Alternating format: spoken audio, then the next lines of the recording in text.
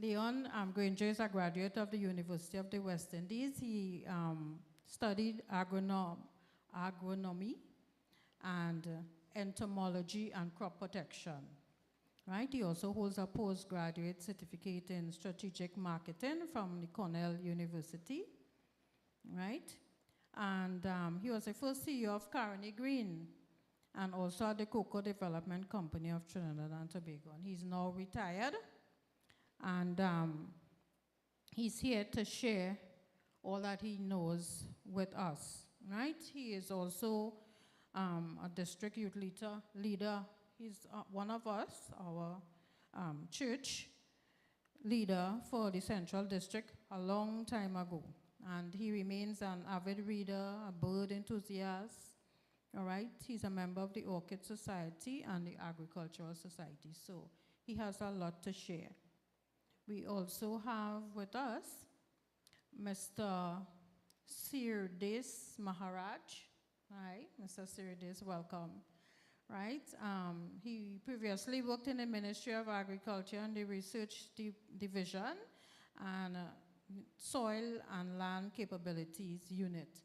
Right? So he knows a lot about the soil, right, and soil science and so on. And we have Mr. Samuel Alexander.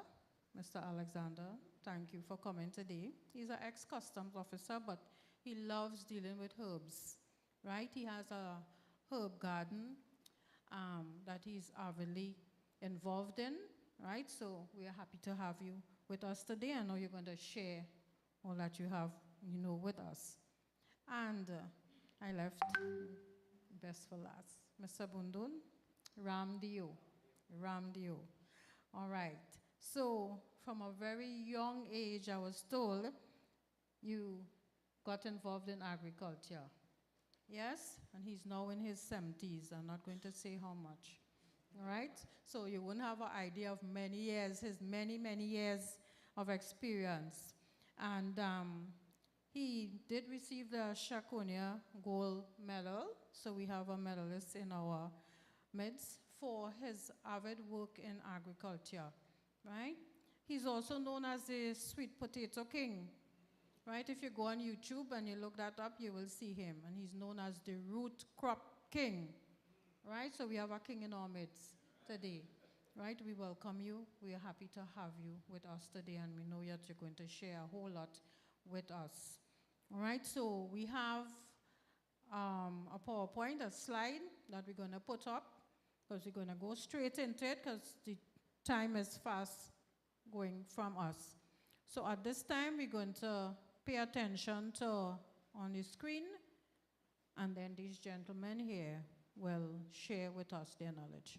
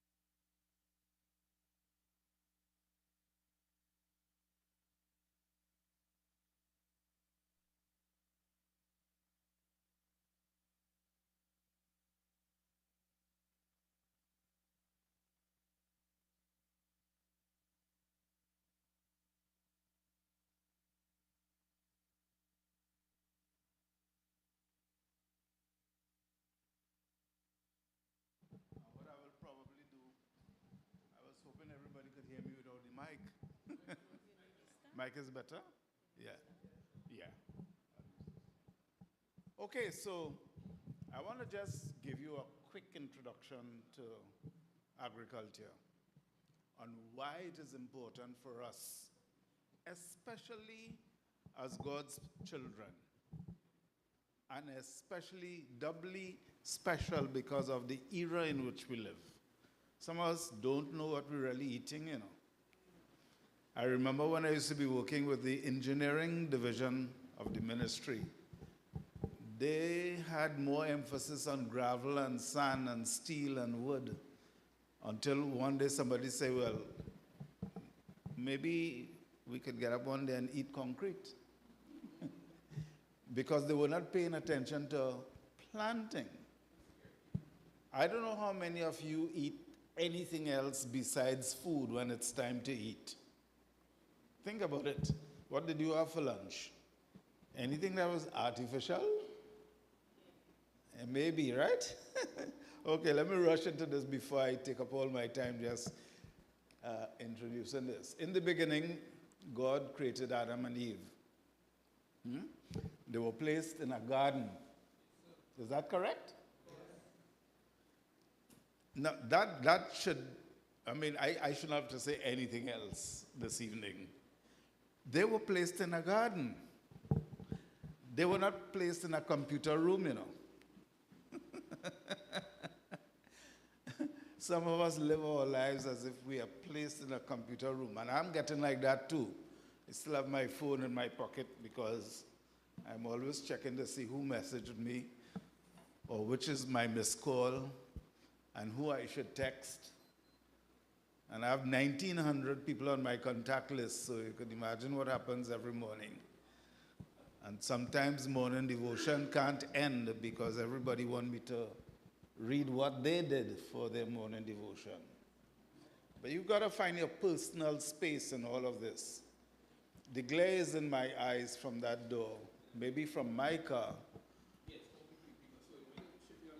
Yes, yes, this way. This would be nice. Come again. Yeah, here is good. Yeah. Anybody could tell me what is this on the screen? How did we get to 31? Okay, so could somebody help me get back to number 1? So what do I do now? All right, so let's start. Could you start me over to number 1, please? So we've got to remember that when God created human beings, they were put in a garden. Very important. So their first job was to tend to the garden. In fact, they were given that instruction. So they were into agriculture. Their first food was fruits, grains, seeds. No meat yet. Any roots, though? I don't know if they segregated or did not have that classification for food as roots. But primarily, that is what we had to eat. They were forbidden from eating from the tree of knowledge of good and evil.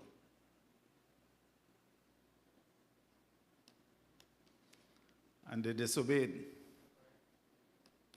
And there were consequences to that disobedience. Why is 5 not coming on?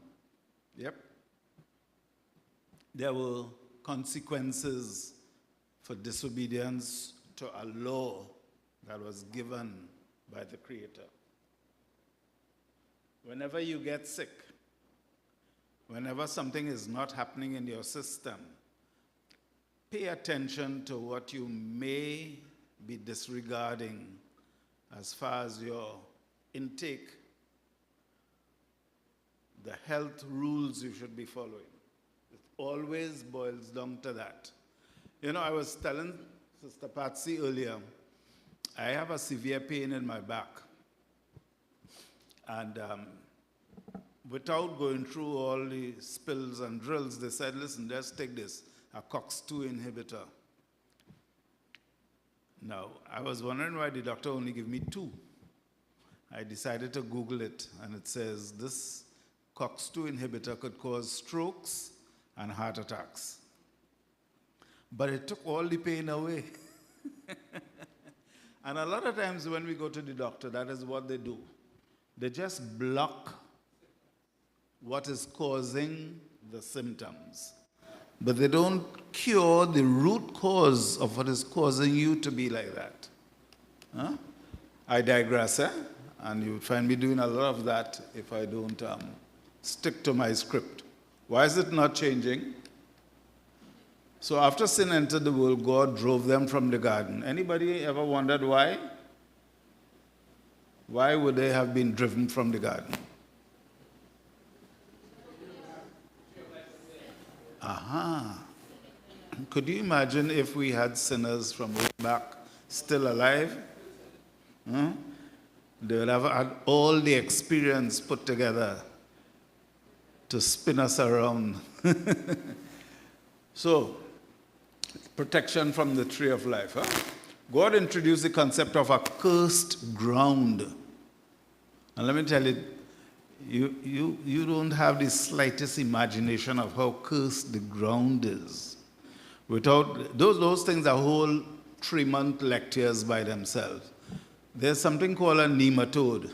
A good friend of mine got his PhD recently studying nematodes. They enter the roots.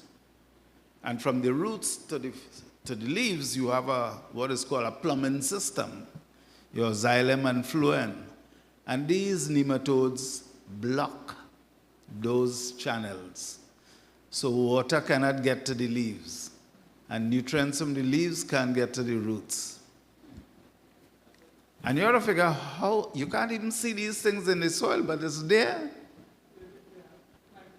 Yeah, they're microscopic. And that's the trouble people like my good friend, Mr. Maraj, has to go through when he examines soils to figure out which one of these soils could encourage that kind of thing or discourage it. So plants change their delicate ornaments to thistles and thorns. Thorns are really leaves, leaves that are modified. And sometimes you have a rose plant and you admire the rose and you have to be careful because there are thorns. But all of that arose because of the introduction of sin into the world, disobedience. Disobedience is what it amounts to. So their diet had to be changed. They now were to eat the herb of the fields. That's where herbs came in. At the start, they were not to eat herbs. It was just grains and seeds and nuts. Herbs had to be introduced. The ground was now cursed and all kinds of changes took place. Evil began stalking the land. Insects and microorganisms were now changing the delicate balance. In my line of studies, I was telling somebody, Mr. Warner, Brother Warner, we found out in Trinidad when we decided to plant rice in a large scale, there was a new insect introduced into Trinidad living inside the leaf of the rice. Could you imagine that? Inside the leaf, eating the green matter. So man's diet changed from raw foods. He had to light firewood. That led to deforestation. And we have a whole number of new things emerging because of that. We had to learn new skills. The Bible itself says, go to the ant. I had a nice plant home just last month. And yesterday I was doing some gardening and realized all the leaves in the plant gone. Some ants came and took them away. Leaf cutting ants, those that we call bachaks. Yeah, go to the ants and consider her ways. Man had to learn which insect attack his food and which ones are useful. And sometimes when we spray, by the way, we kill both bad ones and good ones. And sometimes we overspray and we're killing ourselves. Be careful with that. Be careful with that. I had a good friend who used to come to church here. He couldn't see a mosquito. He will spray and spray and spray and swear he ain't catch the mosquito yet, but he's inhaling all of that.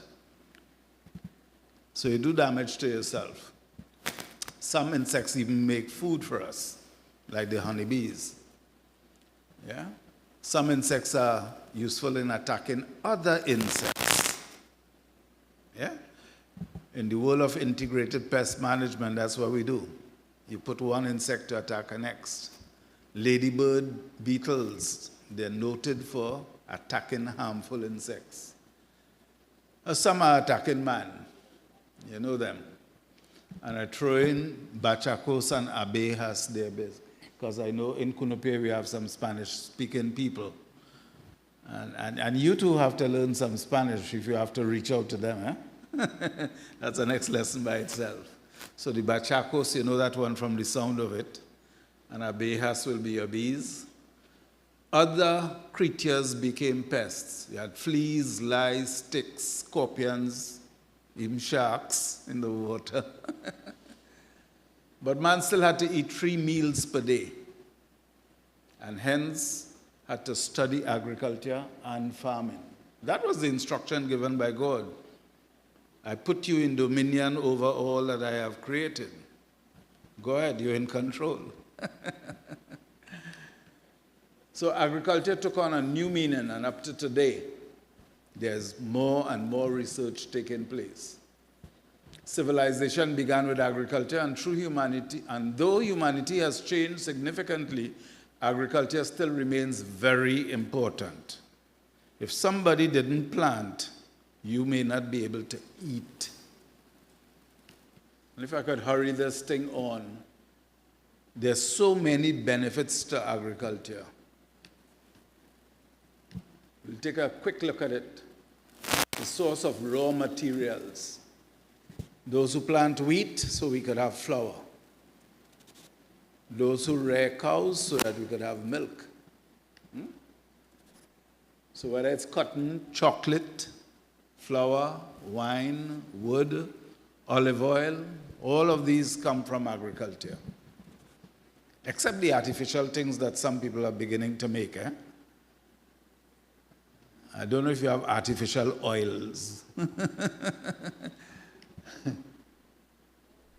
Number 2, it's important for international trade. Guyana is showing off on us these days. They're now declaring themselves as food secure. They're self-sufficient as far as food is concerned. They don't have to import food anymore. Our importation bill went, in a matter of 10 years, from $5 billion to $7 billion. Yeah, annually. Food. And the government will be looking at that. Where can they cut down? And when they cut back, you better be planting something home. And when Mr. Bundu talks to you, he'll tell you how easy agriculture is. I mean, you will still sweat, but agriculture is easy. You just take a cassava stick and push it into the ground, and 6 months after you get food. Oh, by the way, get to talk to Mr. Bundu before he leaves. That man has a lot of experience. You know, Mr. Bundu is responsible for breeding new breeds of cassava in Trinidad and new breeds of sweet potato. You've heard of purple sweet potato, right? Filled with all the things you want, your antioxidants, and still has the fiber, so it's still very friendly. Purple sweet potato. Yeah? I don't want to steal his thunder. He has a lot to tell us. And some of you will leave with plans today. I was hoping that you would bring a neighbor today and personally give them a plan to take home. Because that is where a lot of the work that we should be doing begins. You know, Jesus Christ fed the multitudes, and then he preached to them. So, raw materials, very important. And countries with plenty of those supplies export them and trade. That's how trade arises. A big portion of countries' revenue, in fact, in India, is huge, big, lots of money they make from agriculture. There are countries that feel they will just keep importing. I remember Prime Minister saying that one day. I'm old enough to remember that he said, why go and plant? We're making money from oil. We will import the food. He actually said that. The PM. Mr. Patrick Manning. Yes, I was sad when he said that. Agriculture also provides employment. Recently, I was talking to Dr. Wendy Isaac, from University Field Station. I remember visiting her father. He was a principal at the time. And he says, talk to my daughter. She might want to study agriculture. She thinks agriculture is just planting. I said, no. And I had a chat with her. Today, she's Dr. Wendy Isaac. You know, there's so many things that you could do in agriculture. Today, you could use a drone to travel across your agricultural holding and see which plant is sick and report back to you. And you could send the medicine and let the drone deliver the medicine to that particular plant. Could you imagine if you have a hill of cocoa? I was telling Mr. Bundu when we were coming here, I was a consultant for a company in Holland working in South America. And just one of the farm was 70,000 acres. You can't walk that to see what is wrong. The farm alone was 7.5 miles wide. So, yeah, that is what students these days are studying in agriculture. If any of you are still contemplating what to let your child study. So the agricultural industry is still one of the biggest sources of employment. Whereas working as a farmer, ICT technician, technician for farm equipment, whether you're a vet or a scientist like my friend here. Yeah. Number 6, this is the 6th benefit. It heals the environment, and that's the buzzword these days. The environment. Trying to make sure we don't overpollute. Yeah? Agriculture possesses the power to heal. Do you know that if you plant one plant in a pot and keep it in your gallery, so when you wake up, you go out and you see it, it does something to you? There's a book written called The Secret Life of Plants. Do you know plants could figure you out? If you're not a friendly person, the plant knows. And it's going to grow nice and healthy and blossom for you because you are behaving the right way. And if you're cruel to that plant, the plant will stop responding. And there are ways to measure this. There's a whole book written on it. So going out on the Sabbath evening or even on the early morning and talking with your plants, it's healthy. It does something for you, and it does something for your plants. Okay? Number 8, agriculture is a source of our food supply. We know that. The most important aspect of agriculture. That's where your meals come from. You know, when you have to have washing of the feet and breaking of the bread, there's something you drink after. The grape juice, that's from agriculture. Somebody has to grow the grapes. Somebody has to know when to pick the grapes. I meet lots of people who don't know. They say, so Leon, how do you tell that a pumpkin is ready to pick?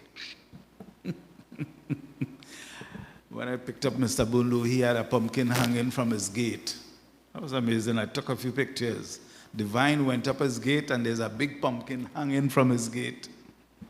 Or when do you pick an avocado? Yeah, knowing the right time. Agriculture drives technological innovation. Okay, so it's essential to the country's technology, innovations, and its breakthroughs. Now you have artificial intelligence and blockchain. Just a little word on blockchain. In Trinidad, we have, let's say, 1,000 cocoa farmers.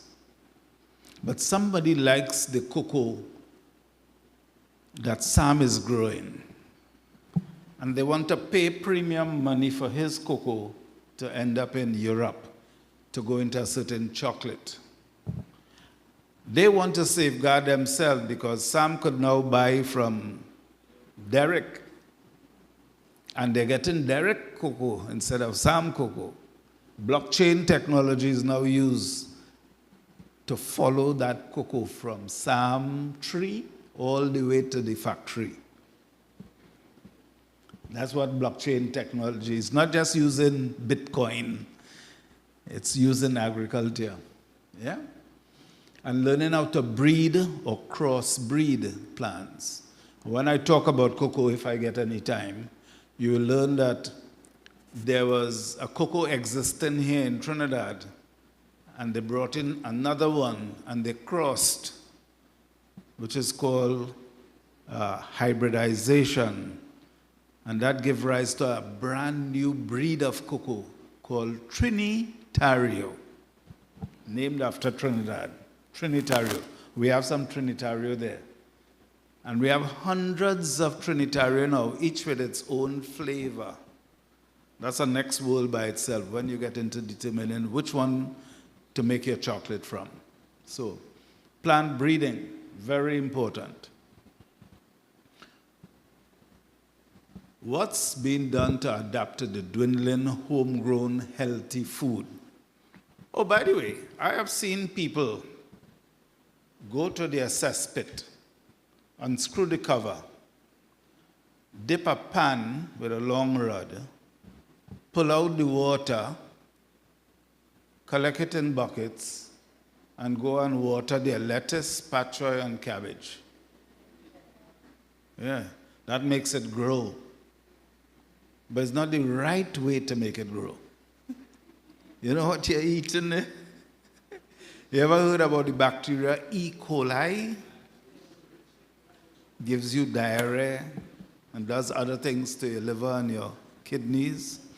But there are people who practice that kind of agriculture. What about when they dip water from the canal? You know what's going down the canal? There are lots of places in Trinidad doing that now. Yeah, drain water. Yeah, they put pump in the drain. So, I mean, Ellen White spoke about agriculture, you know. And she said we should be living off plants and moving away from meat. And sooner or later, the seas will be so polluted, we will know when to move away from fish. I mean, have you ever seen a fish with cancer, what it looks like? People slice through these things and they slice through the cancer and they don't even know they're slicing through a cancer. I've seen some horrible things, you know. Things to make you vomit, you know. But when you season up that and put a little bandana and you fry that up, you don't know what you're eating. You really don't know what you're eating. The state of agriculture is a good litmus test of what we can expect the future to look like. And she said that. Here's a few suggestions. Backyard planting. Plant directly a few veggies, tomatoes, lettuce, cucumber, bodi, squash, spinach, dasheen, pak choy, shadow benny.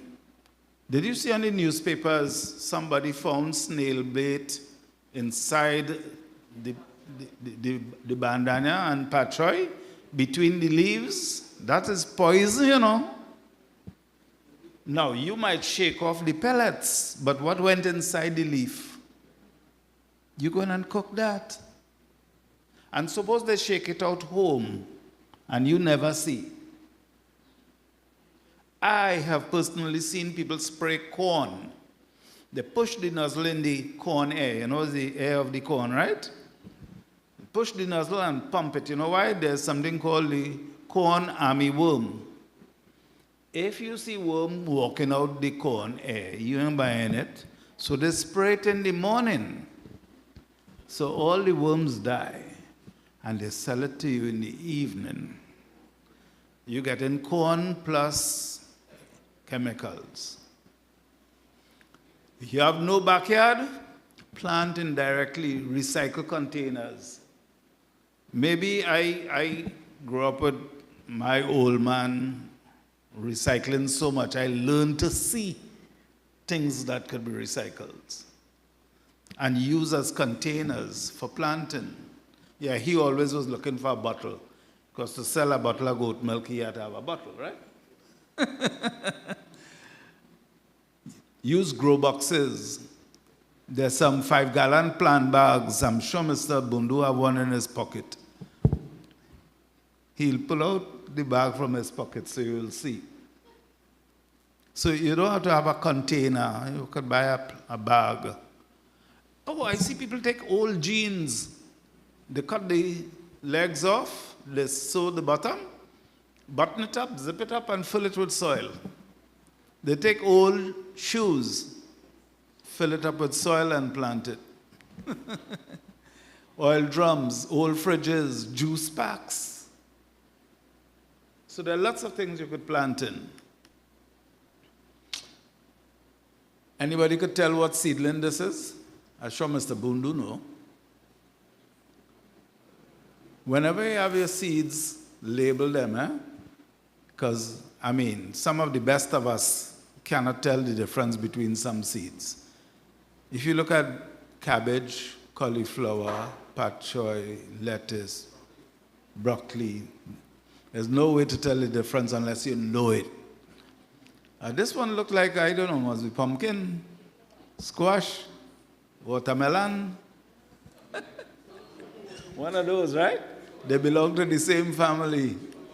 You know, this is a potted cabbage. I want you to take a look at it. This is a real cabbage I had that I took a picture of. A cabbage in a pot. You could have that on your gallery rail. You could have that in your kitchen by the window. And you know what? You are protecting it from the outside elements. By the way, in terms of protection, if push comes to shove, you can take an old stockings and make a curtain over that, a net over your, if you have insects attacking it. There are some beetles that attack the cabbage in the night and make holes, and they eat. There's a moth also that does that. But that's one way to protect it without using chemicals. Cauliflower. Oh, by the way, you know any other flower that we eat? We just show cauliflower. Broccoli is one. Any other? A flower that we eat. Huh? Yeah, you could eat hibiscus. Yeah, all right. Flowers that you could make drinks with. Sorrel. Hibiscus. There's a hibiscus tea. Yeah. You know any spices that are flowers? Anise. Yeah. There's a clove. You all know clove, right? Clove is a flower, eh? When the flower gets dry, it gets dark colored. I just sort of throw these in just to open up your awareness. So what is this? Yeah. Zucchini. Okay. Is a member of that family. It's one of those squash. So you actually learn from planting, when you plant something and see the seed burst and germinate and emerge, and you see it grow up until it produces food. Other crops. From cassava, you could get farine. You know, you could freeze châtain now, A lot of time you go to the roti shop, they say, no châtain today, châtain out of season. But you could freeze it. So you could have it anytime you want in the year. Herbs and spices, medicinal plants. My partner there, Sam, he is good at that. Medicinal plants. Pitahaya. You all know the pitahaya? Huh? Yeah. The Western world likes to call it dragon fruit. I promised my pastor I wouldn't bring the dragon in the church. So I call it pitahaya. Pitahaya is the correct name, by the way. It originated in Peru. When it reached to the Western world, they like it, and they say it looks like a dragon flame, so they call it dragon fruit. Ruku. Do we still use ruku? Do you know ruku is extremely good for your prostate? Yeah, it is. So get some ruku. All of us need ruku. Jensen was supposed to be here. He couldn't make it. He had another church appointment. But he is really good with cocoa, and he makes eating chocolates. Okay? I just thought I'd throw that in. And goat milk is good for making yogurt. You could ask your pastor to develop a program for your church where you could actually develop some item of agriculture into a business. All you have to do is get each person to plant some at home. When you collect all the produce together, you have enough to hit the market. I was hoping we'd do that with the dragon fruit. Could you imagine 10,000 Adventists planting one dragon fruit at home? And it begins to bear, and overnight you have 10,000 dragon fruits to sell. I don't want to talk commerce, but you could send that up north and they pay premium money for it. Okay, so I've been talking enough. Land everywhere, but no planting. Think outside the grow box. Grow what you eat, or at least something. Yeah, I remember asking a junior, we were all talking about when hard times come around, what he will do. He said he will run to the mountain. I said, but you didn't plant anything up in the mountain? He said, I'll call KFC. I said, but your phone battery will be dead. He said he will walk with a charger. I said, and where you will plug it in? We have to learn to think, eh? I'll skip a few of these. These were done deliberately to heighten what was going on during the pandemic, because countries were literally running out of food supplies. Remember they got a boat in Tobago with some dead people? They left their shore in Africa because they had no more food to eat in that village. It so happened they drifted, they had no food in the boat, they died in the boat and ended up in Tobago.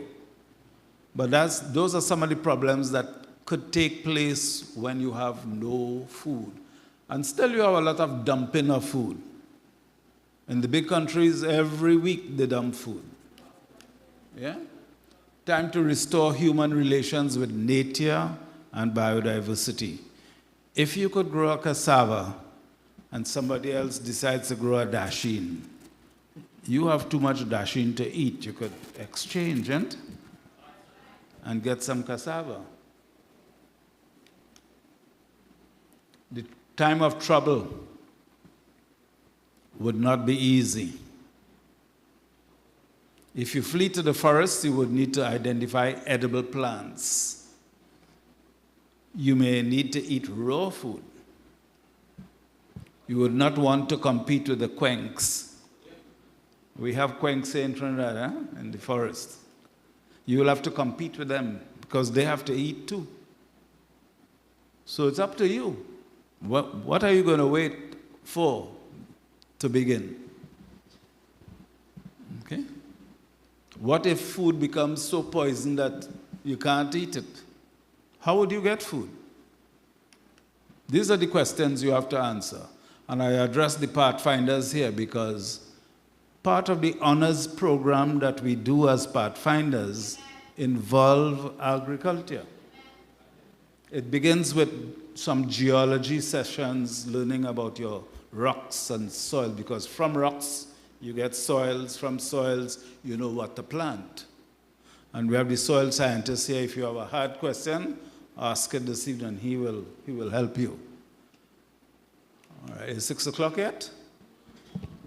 All right. There we have the dragon fruit. This is right here in Trinidad, eh?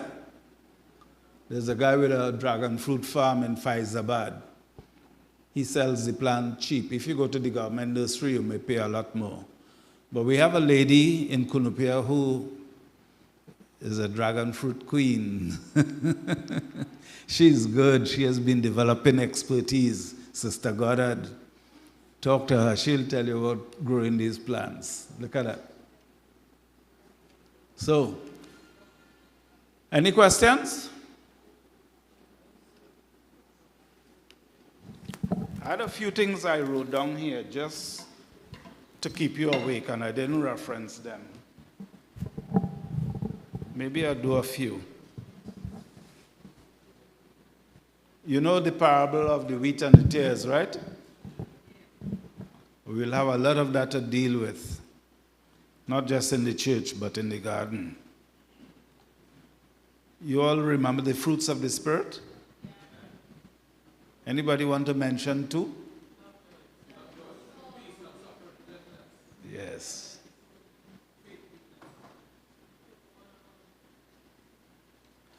You all know that there's a flower that's good to make tea. It's the lotus flower.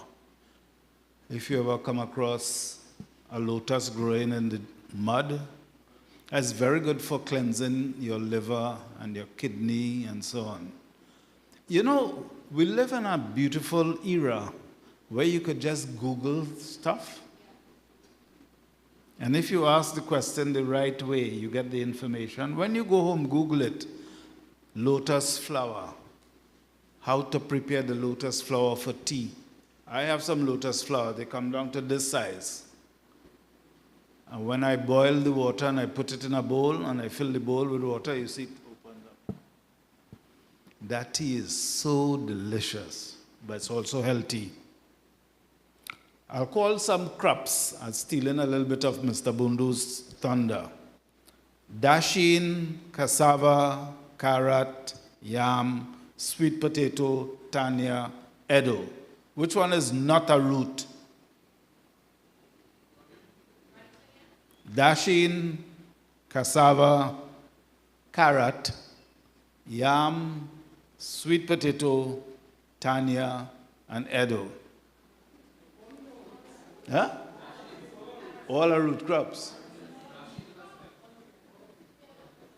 I will leave you with that to contemplate, because that is where some of the problems arise when you go to school a lot and you learn a lot, and you say, but Mr. Bundu, this is not a root, this is a swollen stem. And this is called a tuber. Well, I leave that stuff for him. I don't get involved. Name 3 leaves that you can eat raw. Sorrel is one. Right? Yeah, lettuce. I was hoping to hear lettuce first. You could eat that raw. I am now doing a project with some forestry workers to find out what leaves in the forest, when you meet that tree, you can take those leaves and eat. The moringa. We have some moringas there. You could just pluck. When I went to collect that yesterday, those who collected just yesterday, the guy said, boy, we have some Africans living around my street. They're just passing. Pull off the leaves and eat. And you could eat the seeds too. By the way, I have seeds. If at the end of the program, if you want to get, you can get a seed to plant. We have a tendency to eat everything and not plant any. So when you get a seed, think about planting it first, because you'll get 1,000 after. But if you want to taste one, it's all right. We'll get some more. Actually, the moringa tree is called the tree of life, or the miracle tree, in Africa. There are 2 big species. There's the Indian species from India, and they call it Saijan. And all Indians will know the word Saijan bhaji. They make bhaji with it, and they cut up the pods. And then there's the African variety. Well, I try not to go into distinguishing the two. I understand the Indian variety is tastier, but both are equally nutritious. You could tell from the pods. When you get the long, most likely this would be the African variety. And there's the next one I have here. The Indian variety tend to be shorter. But the three, both of them look the same.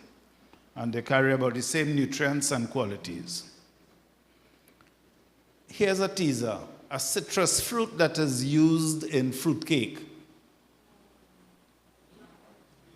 Huh?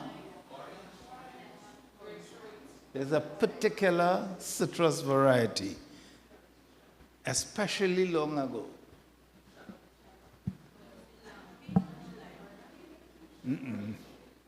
Citron, right? Citron.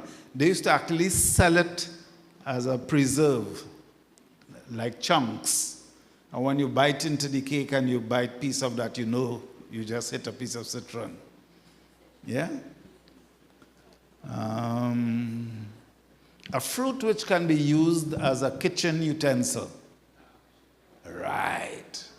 It's also a musical instrument. The shak-shak, you have two different fruits there. You have the calabash, and you have the seeds from that lily that you see growing in Monroe Road. Name some apples we grow in Trinidad. Sugar apple, Mami apple, pineapple, yeah, Otahiti apple.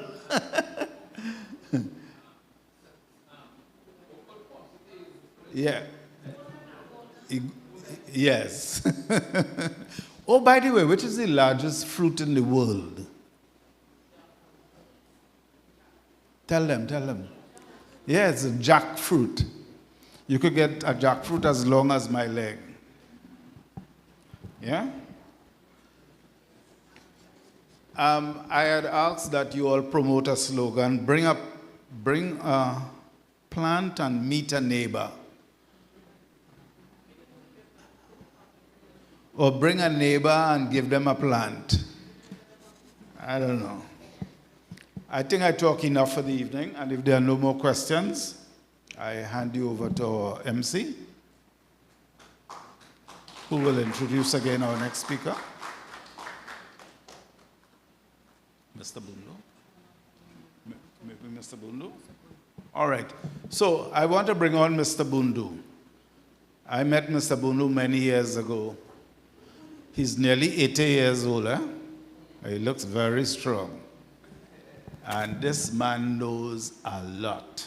So listen attentively and hold your questions. You hear me through the microphone? Good?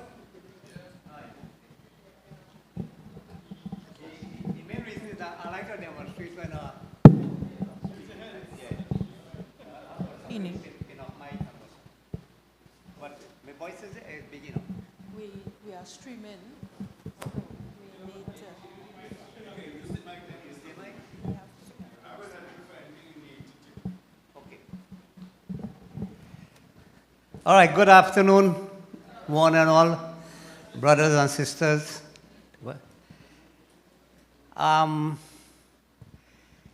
It is a privilege and an honor to be amongst you all here. And to spread the gospel of food production. That is my sermon, my mantra.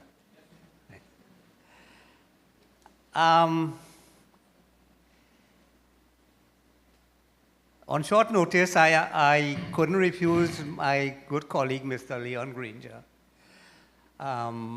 for the opportunity to come and serve you people here, especially the young people.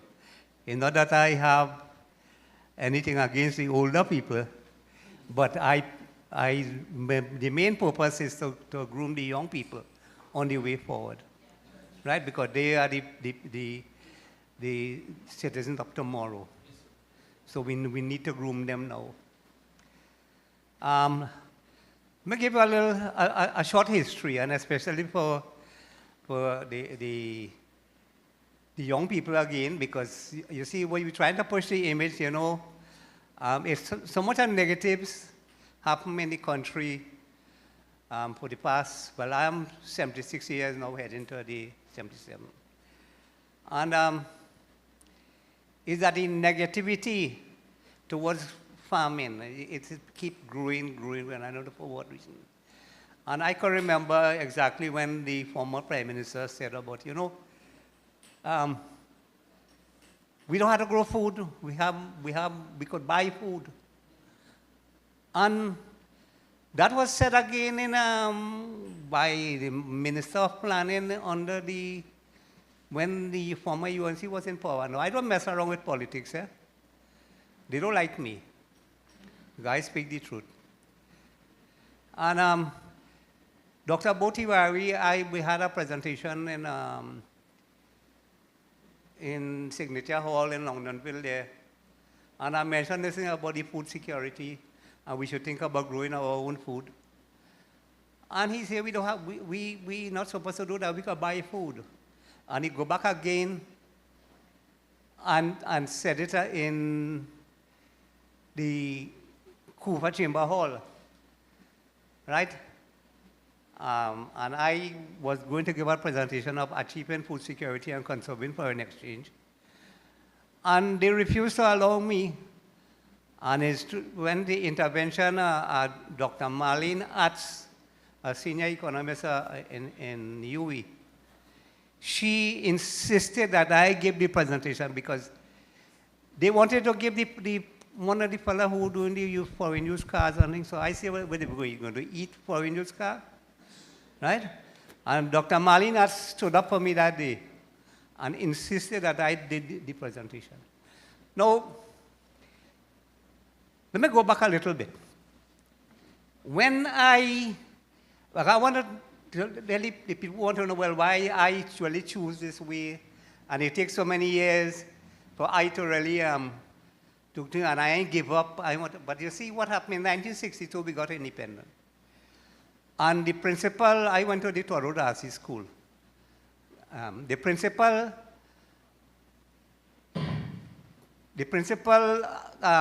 addressed the gathering and asked, all those who are happy that they're independent, please show by raising your hand. And all the whole class raised their hand, but I didn't. So he walked down to me and he said, well, Ramdev, why you didn't raise your hand? I noticed you didn't raise your hand. I said, well, sir, yes, I didn't raise my hand. He said, so you are not happy that you're independent? I said, yes, I am happy, but I am concerned that a nation that cannot feed itself is not independent. Right? So he said, I agree with you, and he walked off, because I gave him a valid reason. Now, the thing about it, I grew with that conviction, and I always believe that talk cheap, right? It's cheap to say anything, but to make the difference is the important thing. So from that time, I keep saying, well, look, listen, I have to try and make the difference. Not only make a comment, but be part of the solution. So that's we must go, and that is what happened throughout, and it's happening right now, is that, you know, everybody want to, you know, well, I joined Facebook 3 years now through my granddaughter, and now seeing the kind of thing, and a lot of people, they set up comments and all this sort of thing, right? But I am prepared to make the difference. So I keep working, and I did that.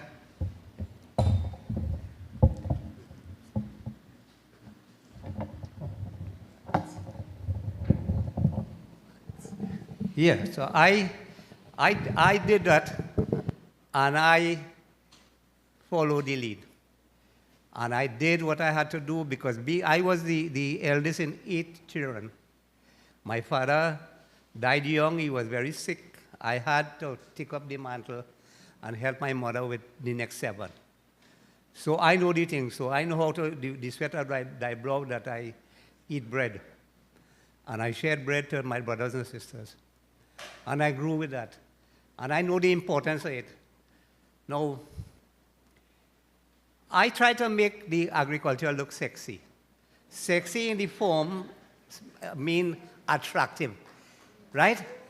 Make it good looking. It's hard work, but make it look good looking. So you have to do that. You have to attract the young people, right? So you have to make it look that way, so you have to bring in the young people and show them, right?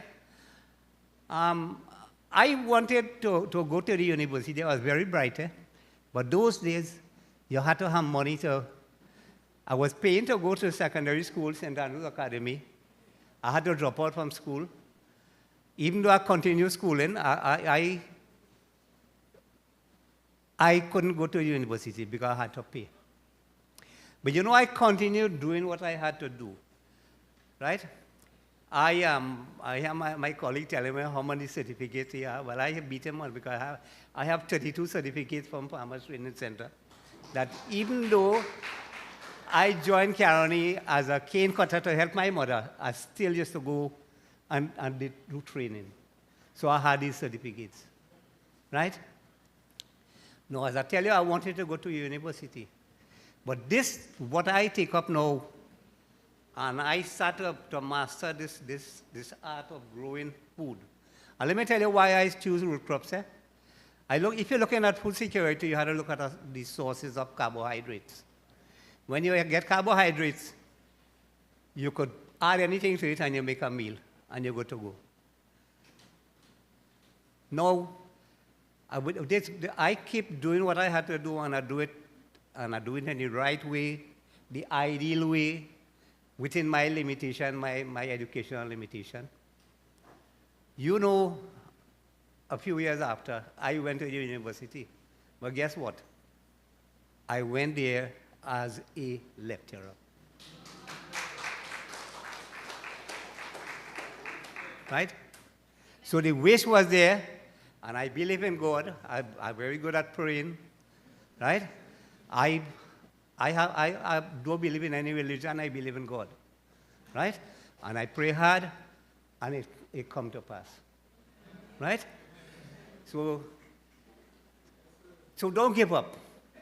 Don't give up. You do what you have to do, and the Almighty God is going to do the rest. Amen. But you have to do what you have to do. You can't do what God have to do, right? And so I started to go. Now, when I see all these things, and we had these varieties, and I said, well, you know, we want to make it attractive to the young people, so we had to create something different. Now, long time we had this sweet potato, and when you peel the sweet potato, if you don't put it in water, quickly get black. They call that oxidization. Now, to get rid of that oxidization, you had to put some chemical in the water and to prevent that. But my motto was healthy eating. So I do believe you should put chemical in the water to cause blackness. So then when I started to do the plant breeding with the sweet potato, to come up with sweet potato varieties that do not oxidize. So most of the varieties that I have now, you could peel it, left it just on the shelf, it will oxidize, it will get black. So you don't have to use chemical. Right? Now, I went ahead now, and I do the purple sweet potato, because everybody talking, you see it on pictures, you've seen it on Facebook, and yeah, you've seen it, and right. So I do the purple sweet potato. I started with one, right? And when I did that, I started doing work. Now I have about 20 different strains of the purple sweet potato. You have, because you're trying to please the consumer. Some of them like the deep purple, some like the light purple, some whatnot. I end up now with purple is a white skin potato, but the flesh purple inside. So I have about 3 in that right now. No, but I don't have that presently, right? But I have the plants and whatnot. So that's why I end up doing that, and I didn't keep that and bottling up inside me and say, well, look, you know, that is my secret and all this sort of thing. No. I went around and I keep teaching people. People say, you know, you're foolish. You teaching them to do the same thing you're doing? I say, so what's wrong with that? I empowering people. And they cannot, what belongs to me, what the Lord has for me, nobody could take it away. Right? So I will share, and I keep doing that. Right now, I am an honorary member of the 4-H club. Do you know what the 4-H club is about? The schools have the club with the children that are doing agriculture. I'm an honorary member, and we go into all the schools throughout the country, and where I can do every school, train the trainers, train the teachers. Imagine me now, I don't have a degree, I don't have a certificate, but I train the teachers now. You understand? Amen. So this is the sort of gift you do, but you know you're concentrated, you do the writing, and right? So throughout the country, and right now I'm going to start back the project with them. And now the work again I do in the see what I have here. How many persons know what this is? This is what you call the kush. It's a type of yam.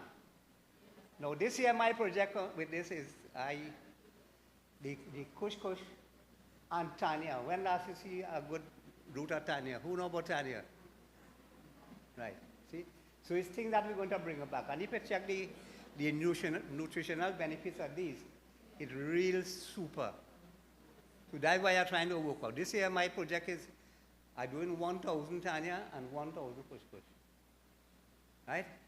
And next year, please God, I'm going to do it, and I'm going to start to do planting material. I'm going to share with the farmers, the young people especially, and we have to think food security. You know, 96.2% of the food that we eat, we import. Yeah. You know, in my days, we talking about 50, 60% of the food we eat and we used to grow. You know we used to bring food from Tobago? You know Tobago taking food from Trinidad now? You understand? No, that is a serious thing, you know. So we have to get up and get. Yeah, we have to get up and get. And today, what I want to do, and this is,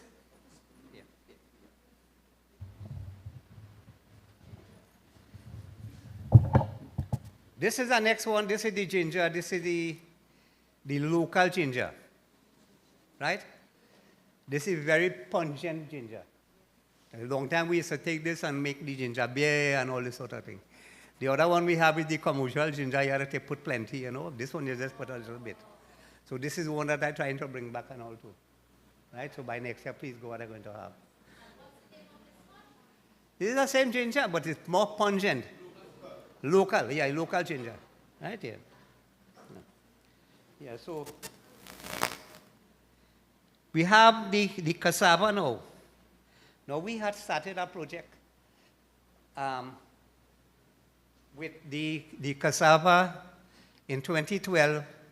We did a displacement we were trying to do a displacement of wheat, the wheat flour by 30% using cassava. And we had launched the product in 2012 at the Diplomatic Center. We had the best Minister of Agriculture that passed was Vasan Bharat, but he didn't last long. Maybe he was too good. And we pushed that, and we remember, I don't know if you can remember, in the groceries, we had the bread, the cassava whole wheat bread, and you use half of the flour inside it was the raw grated cassava. In KFC, we did do 30% displacement of fries in 6 branches in 2012. Now, you could follow me on Facebook. The Ramdeo Bundu, recently I had that post with the sweet potato fries and with the bread. And every day I post something that I do in the garden, and very early in the morning I get up and I post words of wisdom. And I have a lot of young people following me on that, and you know, they big up. And I'm so happy, I just can't miss it. Even though I'm late in the morning, I get up and put my words together and I post it, right? Now, what I want to do today, I want to give the church here offering the members that I am willing to do project with you, right? And don't make an excuse and say you can't because you have concrete home, right? That is not an excuse again, right?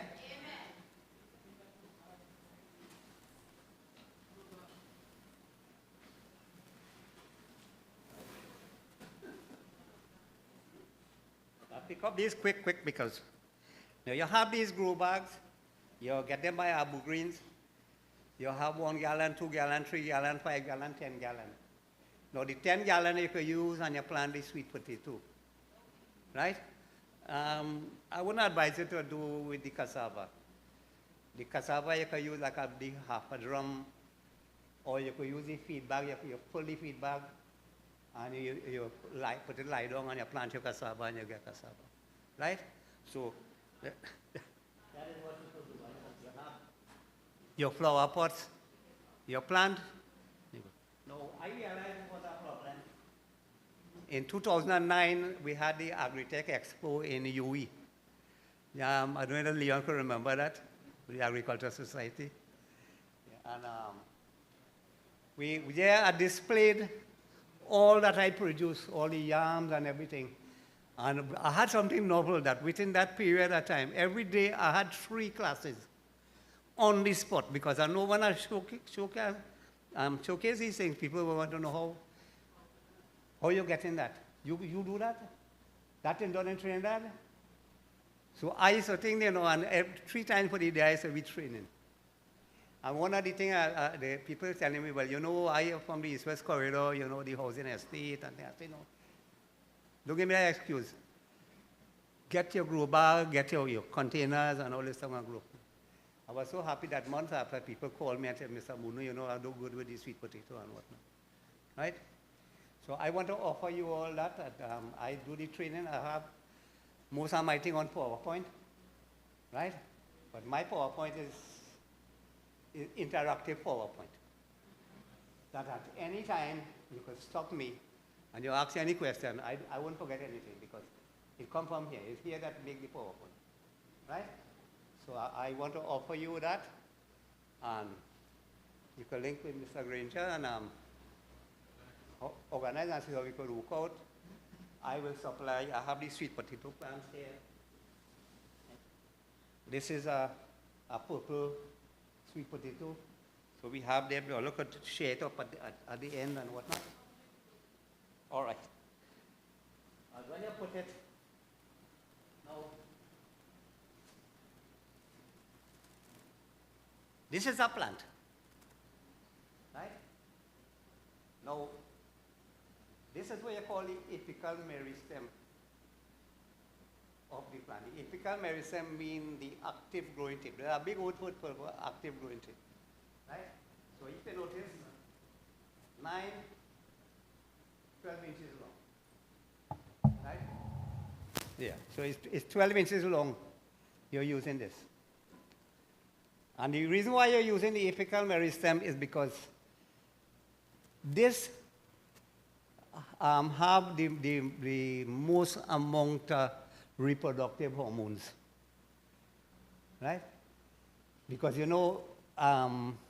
what we're doing, we're not planting garden, we're not doing agriculture or whatever. Whatever we're doing now, we're doing what they call agri-business, right? The reason why I changed it to agri-business is because you're spending time and money, and you have to get adequate returns. So that's why I call it agri-business. So you do it, you don't do it because it's good or it's all right. No. You do it the ideal way, right? And whatever we do in life, we must always try and do it the ideal way. It has good, it has okay, whatnot, but no, let us do it the ideal way. So that's why you use it, yeah.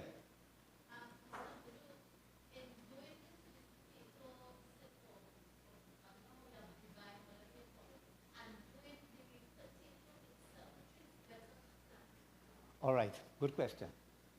Now, the The better plant is the one you use the potato and you grow. When you grow from the potato, you get 5 or 6 shoots come up, you cut. What you could do, you cut, when you cut it, earlier average about 13 inches, you cut off 12, you leave one, that you get new plants again. Now the reason why that is going to be very potent, because it comes direct from the potato, right? Now this one, yes, it's good, but that is always better because you go back to square one and you come back, right? But then sometimes it's not practical for you to do it that way. So this is what you have a field, you have a nursery, you cut this. You use this one, the apical meristem. Now, you could use the second cotton too, which is the part from here, right? If you're short of plants and you want to ramp up planting material, you could use the second one. You wouldn't get the same amount of bearing that you're going to get from this, but you're going to make plants. You understand? So it depends on your circumstances. But remember, I say ideal. So if you want an ideal plant, you say the ideal plant, right? From the tubers again is an ideal plant. Now in developed places where they use the machine to plant, they use the one from the tubers because it's straight. So it feeding down in a pipe inside there and it plant, right? Now the one that grew from the bank, it grow in a curve, so it will stick down in the pipe. Yeah.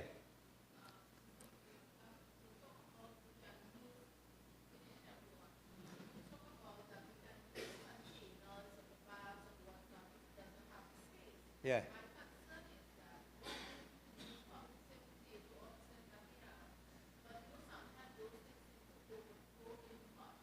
Yeah.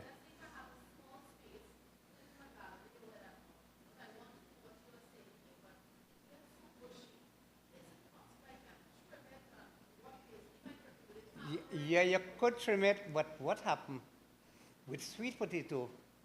Sweet potato is a full sunlight plant, right? So one of the reasons why you get plenty bushy growth is because it's lacking the sunlight. So it's trying to see how much it could trap. It's a plant, a plant responds to the conditions, right? So now the reason for sweet potato being a full sunlight plant is because it bears in 3.5 to 4 months. So it's what you call rapid photosynthesis. You know what photosynthesis is? Photosynthesis is trapping at the sunlight, and you have to convert into starchy food to be stored, right? So if you don't have rapid photosynthesis, the tubers wouldn't form, or they wouldn't form big. You understand? So the shade wouldn't work 100%, right? You're going to have limitations. Cassava, you're going to have you could tolerate some shade, a 30% shade or 25% shade. You'll get through with it, but not sweet potato. But remember, cassava is a 6 months minimum, right? So in a longer time, so the photosynthesis is going to add up and whatnot, right? So this is what you do here. Normally we have a short hoe that we make especially for the planting, that you have the bank, but the hoe is about 8 inches wide. So when you do so, it opens slightly, you send down this inside, only this remains at the top. So all this go to the below. So all that when I all where you put your fertilizer and nutrients and whatnot, you're going to start to bear in almost every node. If you put and one node go below, there's only one node going to bear. You understand? So it's the technique. I remember the key word in agriculture is ideal. Right? Yeah.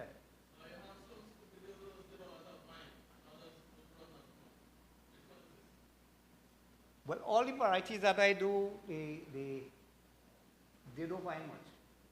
I eliminate those with the heavy setup, what we call the runners. I eliminate them during the process, evaluation process. I eliminate. The only way that I'm going to keep them, if they have exceptional production qualities, I will keep it, right? So, and you end up you do the artificial pruning and whatnot to prevent the excessive growth. Because remember, you want to hold back the nutrients and go back to the root. So if you had it running all over the place, they're looking for sunlight and, you know, the focus. A plant is a living thing, you know, right? The plant will look, it has survival mode. All plants have survival mode, and they have reproductive mode. But if the mode is for survival, lack of nutrient, water, water, too much sunlight, too much dry weather, it reacts. Plant is a living thing. And when it go under stress, the reproductive cycle going to be stymied. So what you actually doing in agriculture, you're creating the ideal condition for a plant to grow and reproduce.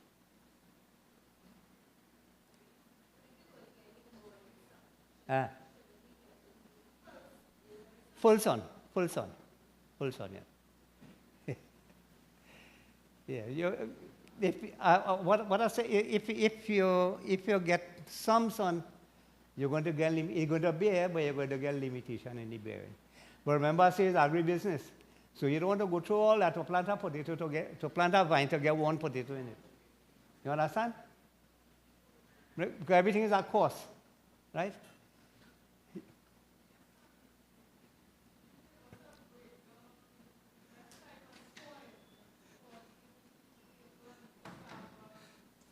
All right, the ideal soil is sandy loam, right? But the rest are like clay loam and clay. Yes, it will grow, but it wouldn't flourish as much as the ideal soil, which is sand or sandy loam, right? But it will grow in all. But what you're looking at is your reproduction. Remember, it's agribusiness. You're spending money. Chemicals are expensive, fertilizer is expensive. Your time is expensive, and you don't want a plant to get two potatoes. You understand? You could take a chance with the cassava, because the cassava have a longer cycle, so you could tolerate a little more the shade and all this sort of thing, right? So you have to do with your choice of crops and whatnot, right? If you all want a thing there, because I have a presentation on mitigating the effects of climate change, a farmer's perspective, where we deal with all those things and the conditions and whatnot. And on what my friend deal with, they like the type of soil, the nutrients, and blah, blah, blah. So it is open to you all that I will come here at no cost to you all and come and do it. Yeah.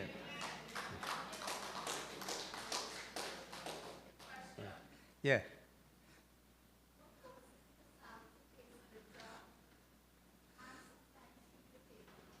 On? Uh-huh.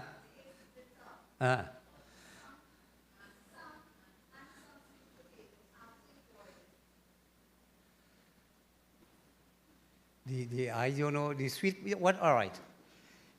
The cassava, if you know long time they say if you plant, don't plant cassava near peas. And you know what the reason for that?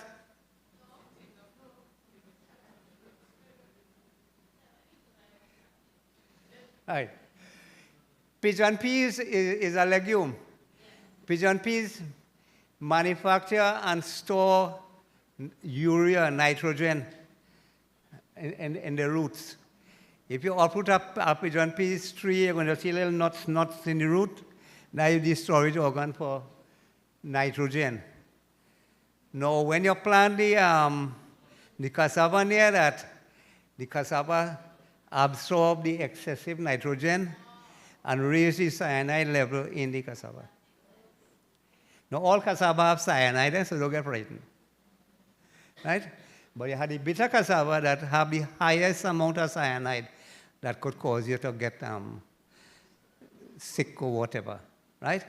I don't know, in a long time, you know, you peel a cassava and you bite it in the garden, you eat, and a little while after, your belly starts to hurt you. The thing about it is because the cyanide then break down, so it starts to think your belly. It's something foreign in your body, so the body is going to respond. Now, it mightn't be enough to kill you. Long time when you have the bitter cassava, the real bitter cassava, this thing and make farine and thing. They had plenty of that in Tobago. I'm trying to get plants from Tobago now, you can't get, because I want to do research. That one with the heavy cyanide is going to make you get sick. But all cassava carry cyanide, but the amount is low. And cooking will destroy it. Right? I also do this year, well, I started it last year. I did a thing on yam. Because remember I say starch. We need starch. You need carbohydrates, right? One of the things, yam is almost extinct in the bushes because people dig in the yam and they're not planting back, right? And thing. So what we're doing now, we're doing the commercial production of yam. And we doing the yam the zero trellis method. You know what the zero trellis method is? All right, you're not using any bamboo or stake for it to climb. Right? No manchan, no stake. Right? But what we actually do now, we amended this 3 years I do it, and well, it worked out, and this year when I harvest, we get real good quality yams. And when you look at you see the trellises are cost to do the trellis. And every year you had to repair it and whatnot. So when you add that, remember it's agribusiness we're doing. So you don't want to build a trellis every year, and then you have to add that cost to the yam to sell it. So we did think that. Then the other thing, but the other plus in it, is that if you're doing commercial production of yam, and them fellas passing, and they see all these bamboo sticks with yam climbing on it, them watching that when the time my yam dry, they come in to dig it. Right? So is our next way, if you put a zero trellis on the ground, they say that bush up there. They come back. So it's a matter of security too. No, you have to think, as a farmer, you have to think out of the box, you know. When you're amongst the plant there, you're outside there, you have to think, you have to know what you're doing. Right? Right, so we do the dashing. We have methods of doing the dashing, commercial production of dashing, and then we have production of dashing for the leaves. I was trained in that by Mr. Ayub Mohammed and company up there, and the training was good. And then I come and actually do it practical in the field, and you know we adjust in the field and whatnot. So it's good, and you can make some money. But you have to put in work. And one thing I could tell you, plants and animals don't have holidays. Yeah. Right, any more questions? I could go on and on and on.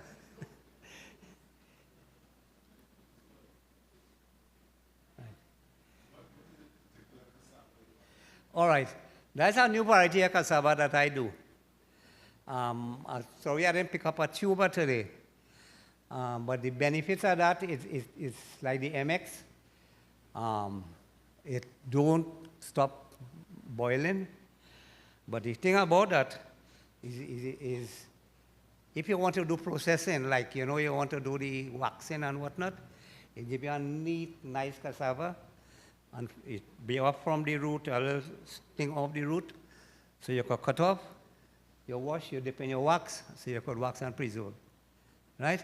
So you're looking at different that you know, if you're growing here, and right now cassava in the market, it's selling cheap, real cheap, $1.50, $2 and whatnot, right?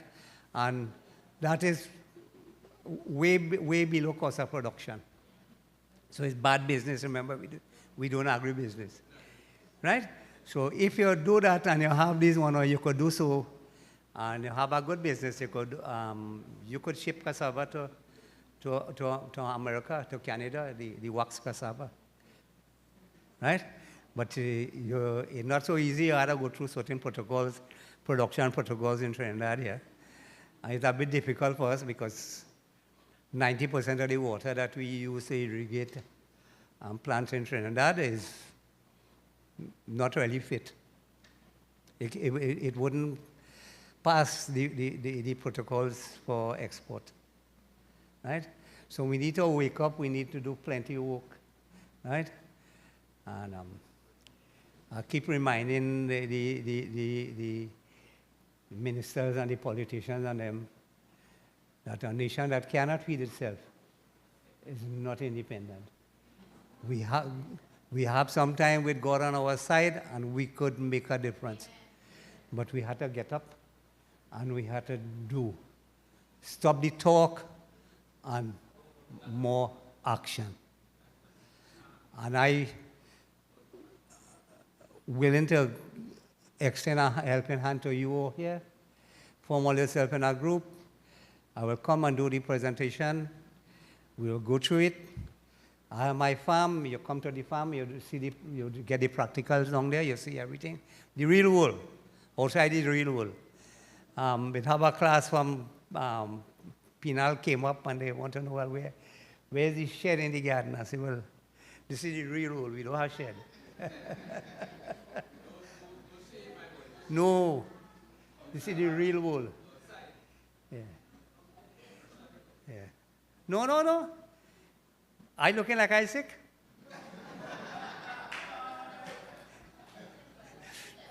You understand? Yes. You do the right thing, right?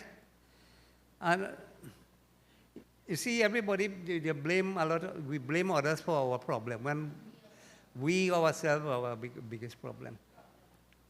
You know, I'm diabetic for about 26 years. And you know what my sugar read this morning, 85? My lifestyle disease. Did they say it? High blood pressure, lifestyle disease. So we control what we think, what we eat, what we plant, what we do. You don't mean to say you're going to walk yourself to the ground. When you know you can't go, you can't go. But the day you could go, you go. You understand? So it has all the benefits in it. So the time is now, so let us do it. And I'm ready here to support you all.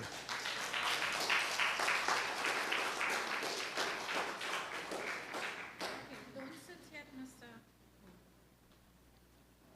So I would like you to ask a question, and anyone that answers correctly, right? Yeah.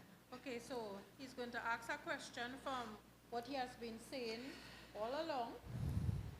Don't make it too easy. And that person who is successful would benefit from something on the table here. All right? A gift. Okay.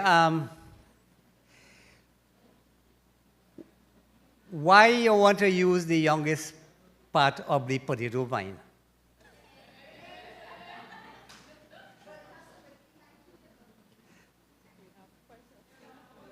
Where we go? Yeah. Let say that. Reproductive hormones. Right? Or they will still get something. Who's the next person again? All right.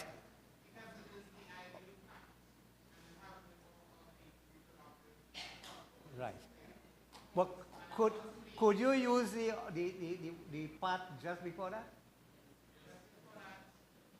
The second cotton. But let's say the first cotton, the second cotton. Could you use the second cotton?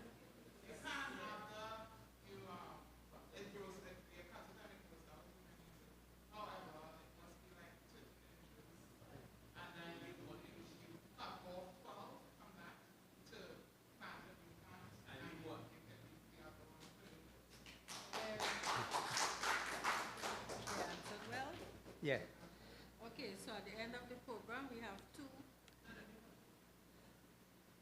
winners who we have. So the two persons that answer will be able to benefit from something on the table here. So he still have a question for him? It's what you call UBC1. UBC1. All right. My nickname, everybody know me. If you go to ask for Mr. Bundu, they ain't gonna know in my area. They ask for Uncle Ben. Uncle Ben. So we name it Uncle Ben C. Cassava #1. Okay. Let's give him a hearty round of applause for his wonderful presentation. And the sweet potato is Uncle Ben, sweet potato #1, #2, #3, and so. Okay. Yeah. Okay. So we were all blessed by his presentation. Amen. We learned a lot. Okay. So we have Mr. Maraj. We're running out of time. We have time? Okay, so I just wanted to share a little, okay, because we're looking at gardening from home, right? How we can utilize the little pots that we have at home, little plants, the little trough and that kind of thing. What soil do we put in it? Mixture. So give us, as briefly as you can, what type of soil we should use, how we should mix.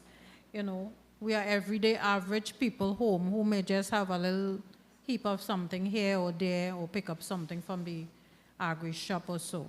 So come and share something with us concerning soil.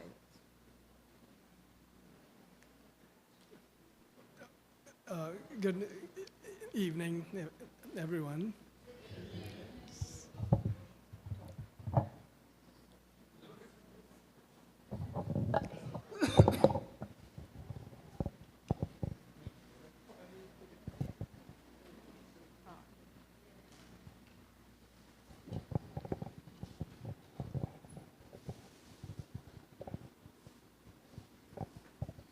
Well, I was invited to this evening's program as a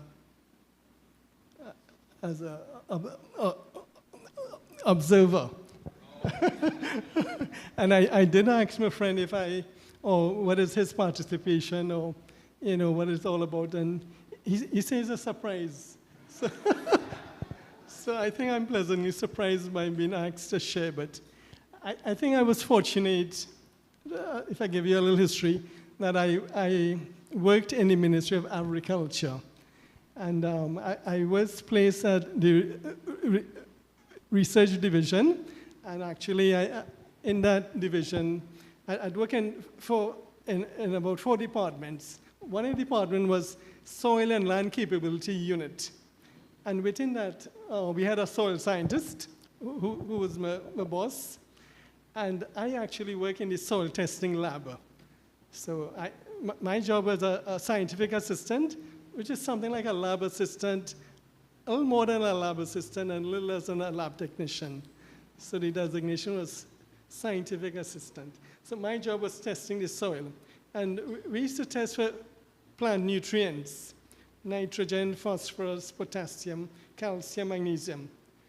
But and another important thing, pH and EC. So my supervisor talked a lot about pH, because the pH of your soil can determine the crop or lack of a crop. In pH, in simple language, is acidic and alkaline, yeah. And if the soil is acidic, what it does, it literally locks up the nutrients. So the nutrients become unavailable for the plant. Yeah. So I was lucky to learn about soil science, and within science, even in school, there's physics, there's chemistry, there's biology. In soil, there is actually soil physics, soil chemistry, soil biology. But it is a big thing because you can go university and become a soil scientist. So it's actually a master's degree. So the soil science, there's a lot of science behind it. But to simplify it in terms of gardening, you know, when I was asked container planting, one of the things we're looking for is the water holding capacity, because soil is supposed to hold in nutrients and make it accessible for the plant via the roots. So the nutrients in the soil, they need to be water soluble. So if the soil is going to drain out, there's no water or very little water, the plant will not get nutrients, basically. So one of the things in soil is the water holding capacity. But within plants, I think there are two main categories of plants. There are water-loving plants, and there are plants which are very few. You know, your water lily, your watercress, dasheen, rice. Those are water-loving plants. They can live inside water and flourish. All other plants cannot do that. The other plants, if they get a lot of water, they will die. So it's a balance between having the soil provide or hold the water, which is called water holding capacity, and drainage, which is going to ensure a supply of air or oxygen for the roots. So it's the type of plant you want, whether you have a water-loving plant, you know, or, for example, in root crops, I think the dasheen is water-loving, but edos, I think it requires molding. It doesn't really like a lot of water. Right. So, and then, for example, your broccoli, your cauliflower, your pak choy, I think those are not water-loving. If they get water, they will drown, they will die. So in your container, you mixture your soil, you know, you need to work on that. For example, in terms of drainage, right, is sand, sharp sand, gravel. There are also artificial things selling, perlite, vermiculite. You know, those are for drainage. And then in terms of water holding, and if it's a container, you don't really want soil because soil could be poor. So most times you use cocoa peat, which has a very good water holding capacity, and then compost and manure. So manure, cocoa peat, compost, they hold on to water and nutrients, and your sand, well, they don't really use sand, which is red sand, or what we call plastering sand. And for gardening purposes, what is quite common is sharp sand. And the other thing they use is gravel, which is called half and half. Maybe it's half gravel, half sharp sand. Yeah, the half and half. So, but the gravel is to encourage drainage, and your manure, your cocoa peat, and your compost is for water holding. So you need a balance between there. Yeah. And generally, these manure, compost, and cocoa peat, they tend to be acidic. So you need one other ingredient to manage the acidity, which is limestone. So limestone is also available in the garden shop. And I think Trinidad, we have lots of deposits of limestone. Yeah. So it's a mixture of that. For example, two manure, one sharp sand, and one handful of limestone can work. Yeah. Another thing you can put, 2 portions of manure, cocoa peat, or compost, and 1 portion of sharp sand. Yeah. And if it's a pigtail bucket size, you also need 1 handful of limestone. Yeah. Then there is another ingredient you can use in your containers, and that is charcoal. There is something called biochar. You can research it, but the charcoal can be ground, powdered. Yeah, the charcoal has the ability to hold water also, and it can encourage drainage. And the charcoal actually, it has tiny little pores. It provides a home for the microorganisms, like your beneficial bacteria and so on. So charcoal has found a place in gardening, in the soil, yeah. Although it's not really, yeah, a part of soil. So it's part of technology, you know, that they have been improved by including charcoal into your soil mix, yeah. So, any questions?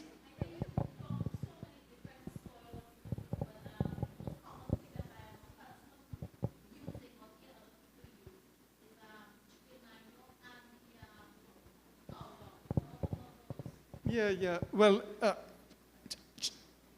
chicken manure is rich in urine, which is nitrogen, and that encourages leafy growth.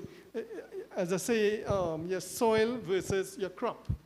You know, when you're considering your soil mixture, you have to identify what crop you're going to put into that. Yeah, because crops have different requirements. For example, nitrogen is for leaves. Phosphorus is for flowers. Potassium is for fruit. And so too is calcium. So calcium is for roots and fruits. Nitrogen is mainly for leaves. Phosphorus is for roots and flowers. And potassium is for fruit. So you have to identify the crop you're going to be planting first, so you will know what kind of soil you need. If you're going to use chicken manure, for example, your pak choy, you might get a big leaf, which is good because it's the leaf you want from the plant. But if you put chicken manure into tomato, for example, you'll get a nice big plant and it will never be any tomato. Yeah. Because the plant had been programmed, you can say, only to bear leaves, because that is the fertilizer you give it.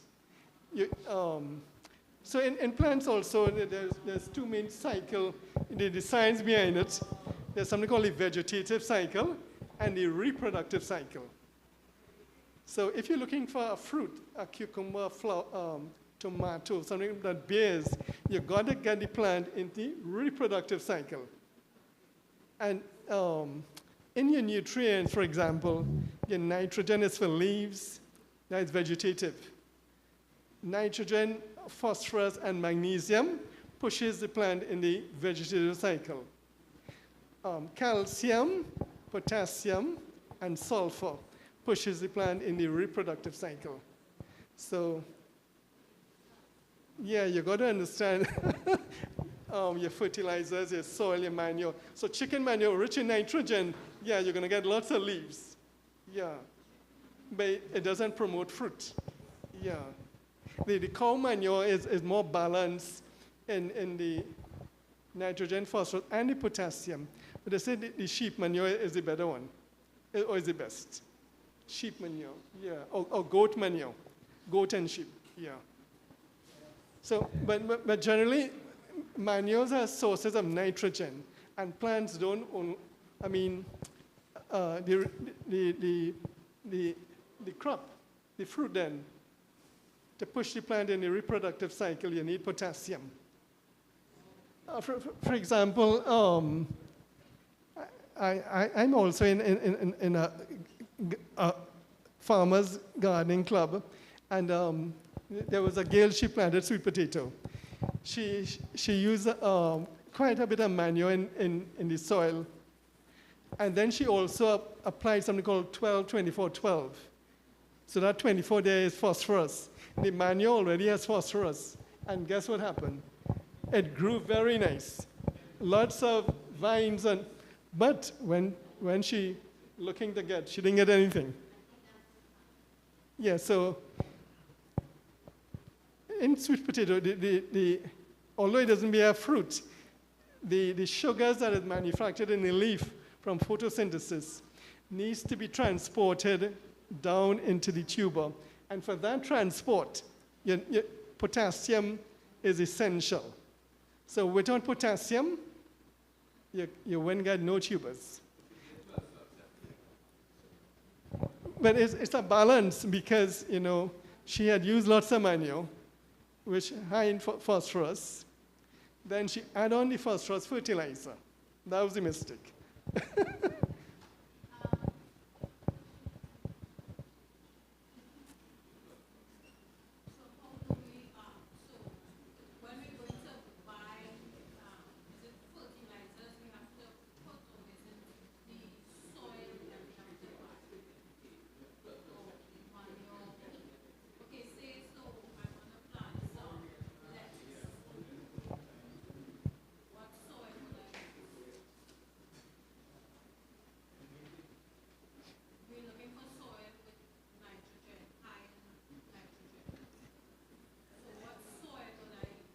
Yeah, well, as I say, you can make your soil, and you can also, what do you call it? Your combination. You could,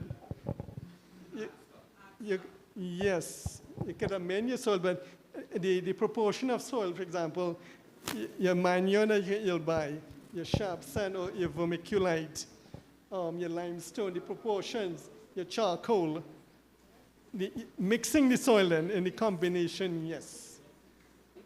Yeah, so it's important. And, if it's lettuce, you're looking for nitrogen, right? For leaves, yeah.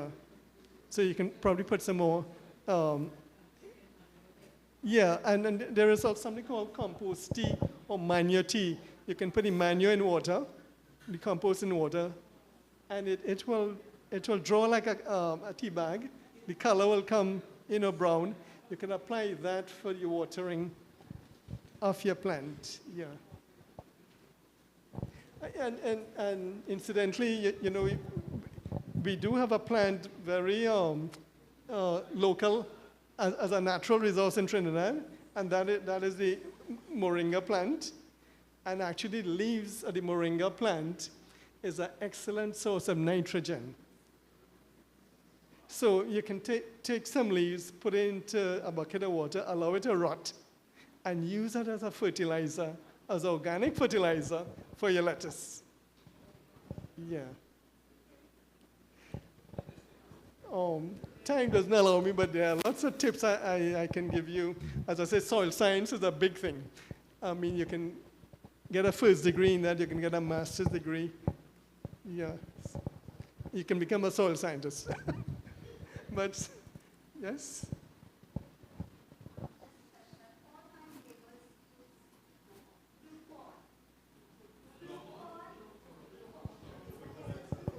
Yeah, I think it's a French word. It is spelled Blaukorn.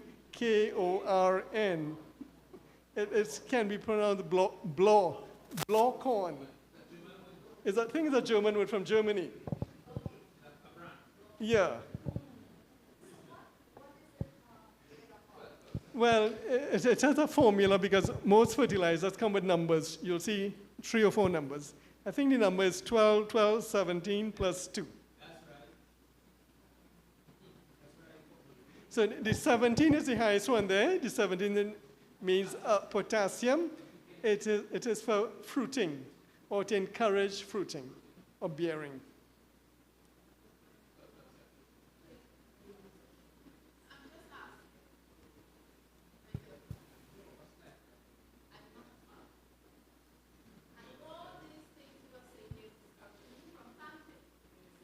It's encouraging or discouraging?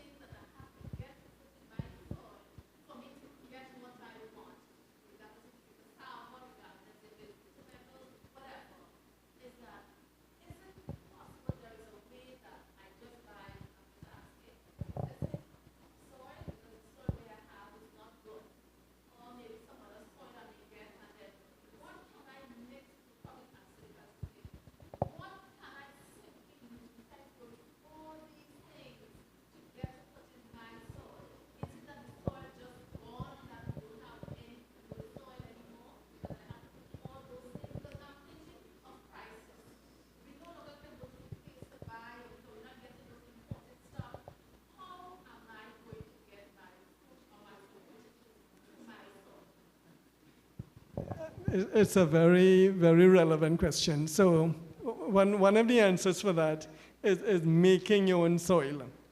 Because in soil, they say soil has three parts, which is clay, sand, and silt. And above that is the organic matter, which is the most important, your humus layer. So if you can make your own compost at home, recycle your plant waste, your peelings and your lawn clippings, your dry leaves, you can make your own compost, which is rich in plant nutrients, and it also has water holding capacity. It also has earthworms and beneficial microbes for your plant. You can do that also. But actually, the question you really ask is about the availability, in the marketplace, which is not my,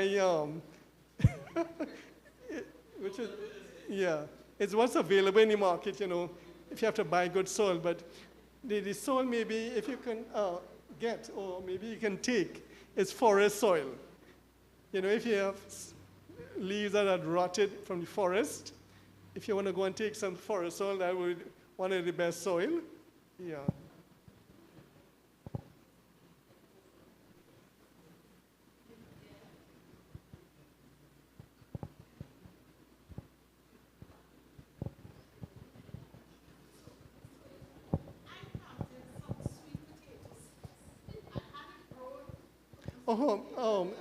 I did want to say one thing, because you did touch it, planting cassava.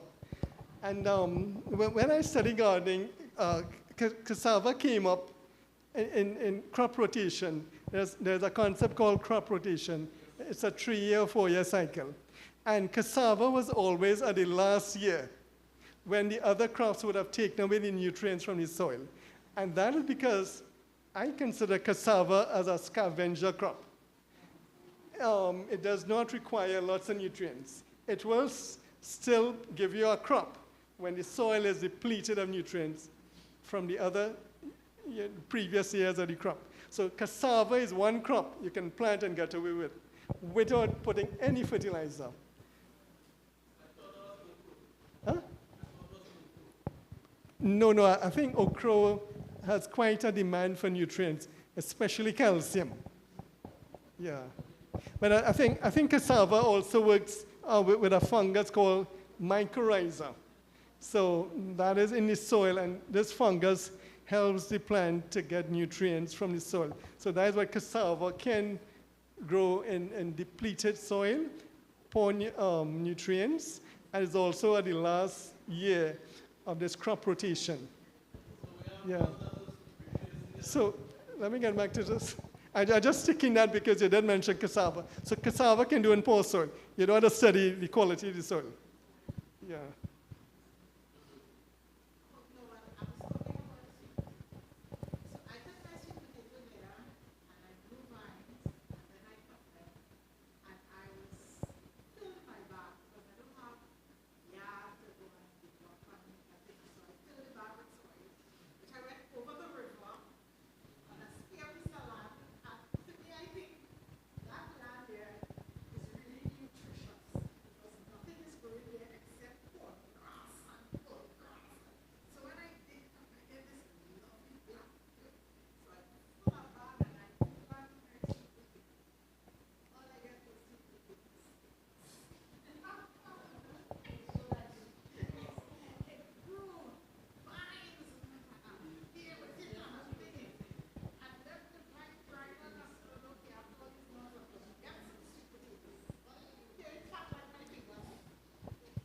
Yeah, that was the point I was talking about, vegetative cycle and reproductive cycle. Nitrogen versus potassium. Nitrogen is for leaves. Vegetative cycle, potassium is for sugar transport, and the plant to have fruit. So the grass that grew very well, those were leaves. So that would have given you an idea, that you can get lots of leaves, but no fruit. And then the color also, the color was black, which is the color of manure, and which is the color of humus. because all living things gets broken down into humus. The color of humus is black. So anything black is rich in humus. Humus actually is rich in nitrogen. Yeah. So those were two indicators that you didn't pick up. So really,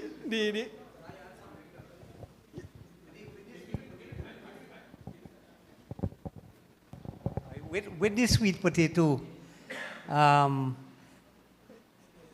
where the training come and the reading and whatnot and whatnot. We have used, because with the same problem with the heavy phosphate and all this sort of thing with the sweet potatoes, we were getting problem. But all my years of working, we end up now using the 8-16-32. 8 parts of nitrogen, 16 parts of phosphate, and 32 parts of potassium. Remember when I was talking about the potato, I said we need plenty of potassium because you need it quickly because you have short space of time that you have to produce the food to store and whatnot, right? So we settle now on the 8-16-32 with the sweet potato and no shade. yes, when the plant produces the sugars in the leaf, right? Photosynthesis. For the sweet potato and the cassava, that sugar needs to get transported down to the tuber. For that transport, you need potassium. Yeah, so 8-16-32 will work very well for sweet potatoes. Yeah, because it has 32% potassium. These numbers, yeah, you ask them. But my experience is the garden shop people, a lot of them are not really educated into gardening. They are only there to sell you something. Yeah, and they will tell you, yeah, use this, but they don't really know for sure. So yeah, you got to be careful when you're buying, purchasing.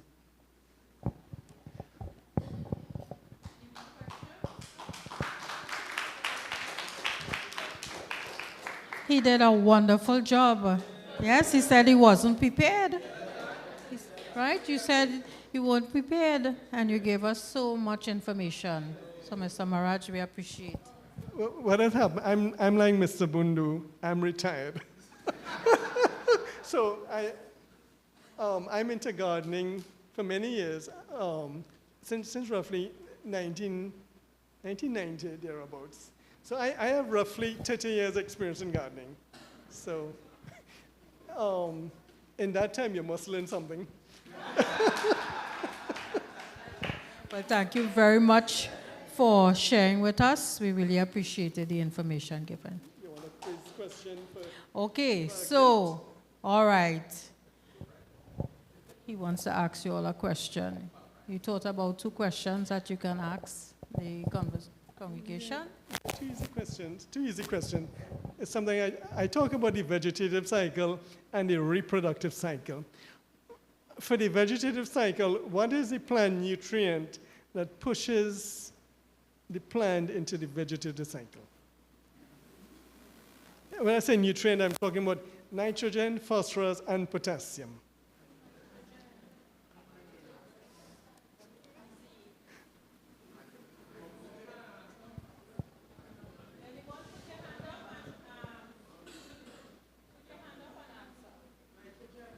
Okay, that's correct. And the other question is what nutrient pushes the plant into the reproductive cycle? That's correct. so, yeah, everybody will give me time. So too simple. I think everything off the table would go. Okay, wonderful. So we are out of time. Right, but I still want to mention that Sister Goddard is here, and what Brother Granger had mentioned earlier on is that she's the queen of the dragon fruit. She has donated many dragon fruit plants to us but we were going to distribute them tomorrow, right, at the practical session. So there, Sister Goddard, stand, let them see you.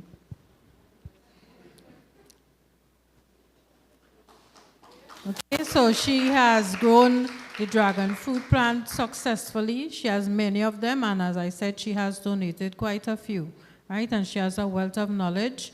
So come tomorrow, and you will definitely hear. We start at 9, right? We sent out the flyer. We begin at 9 a.m. All right, so please feel free to come and bring a friend, okay? We also had Mr. Samuel with us, Mr. Alexander. I know that you're into the herbs as well, all right?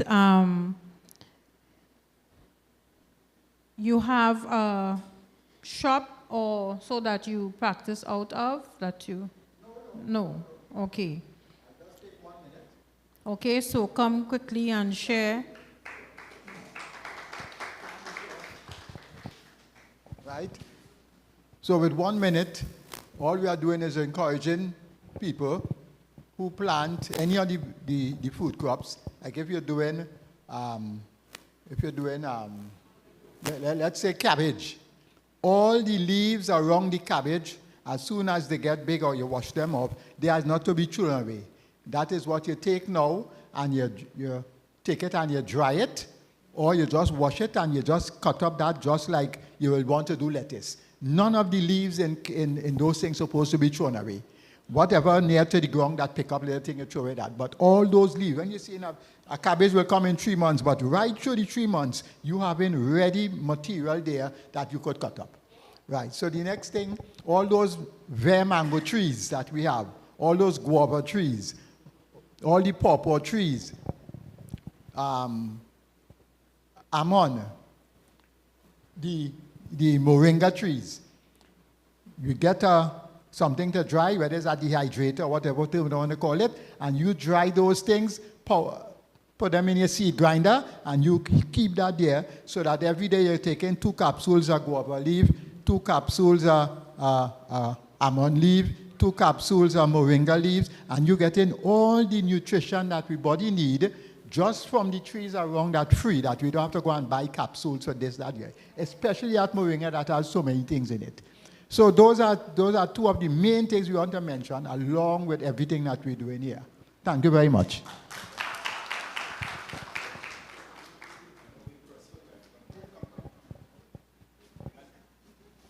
I know we press for time, and you're all ready to go home, but I have some herb seeds here in my pocket, and because this is the herbs man, I will let him choose, because he's going to set this. He's the herbs man. Eh? We have oregano, we have thyme, sweet basil, and dill.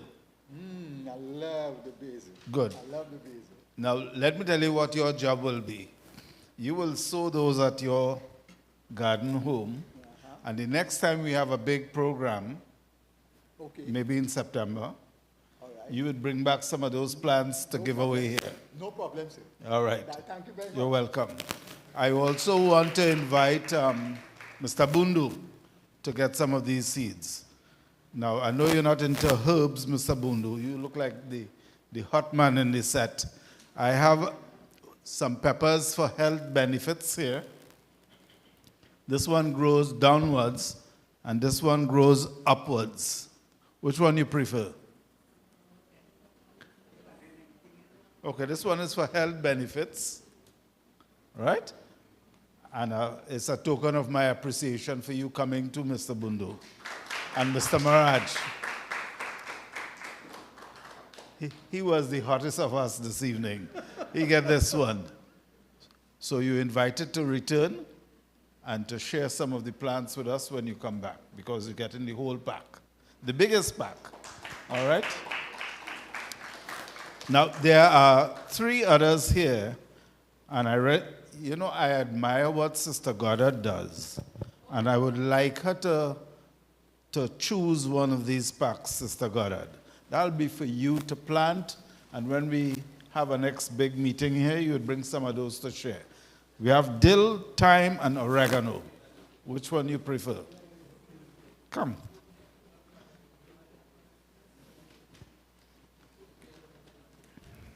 You want the thyme, right? Here you are.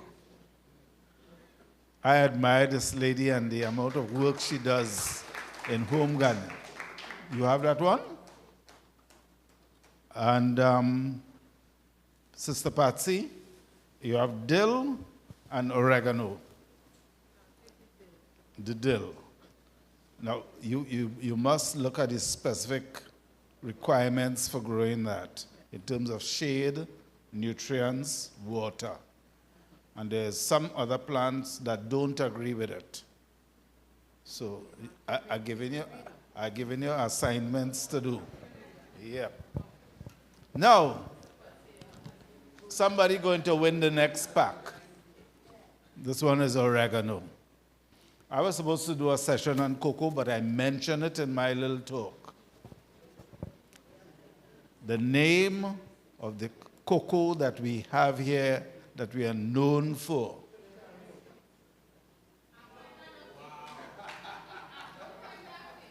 It came from two varieties. What are the two varieties? Remember, Trinitario is a hybrid, but it came from two purebreds. What are the two breeds that produce the hybrid?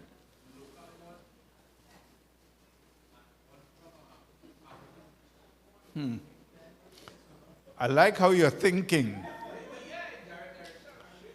Actually, the origin of cocoa is in the Amazon, not far from here. All right?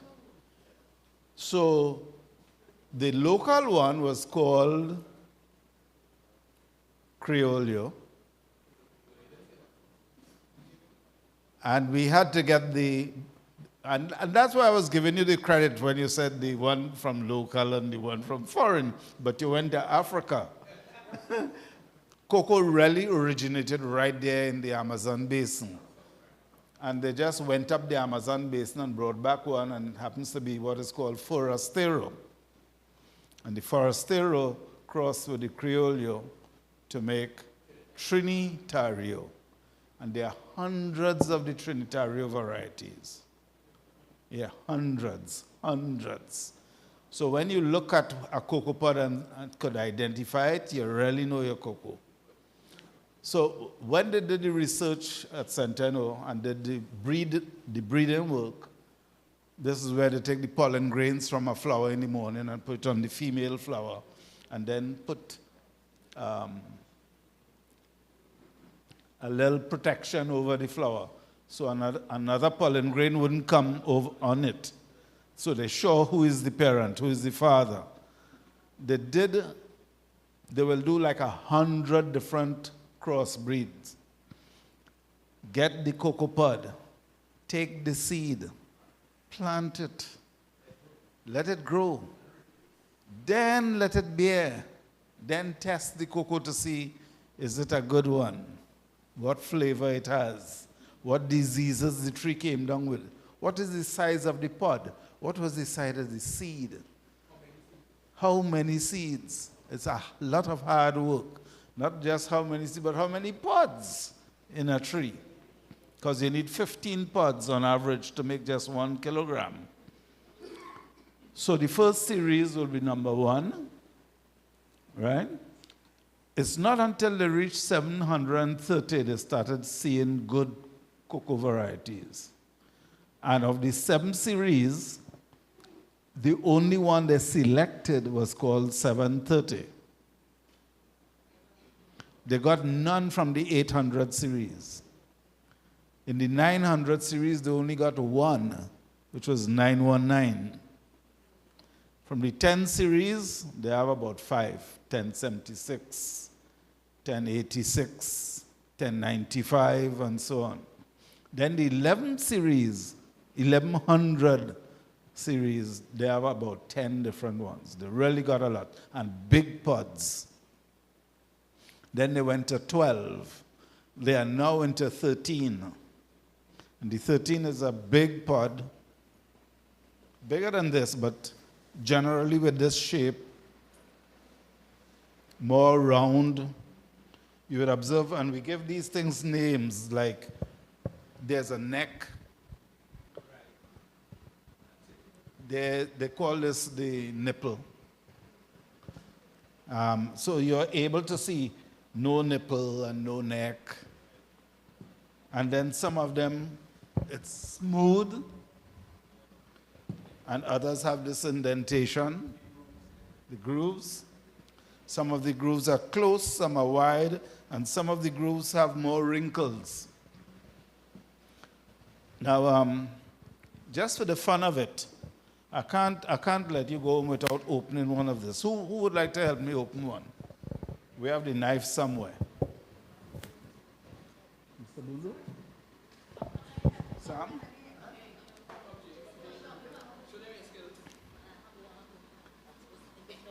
All right. You could saw it if you want. And where's the plate?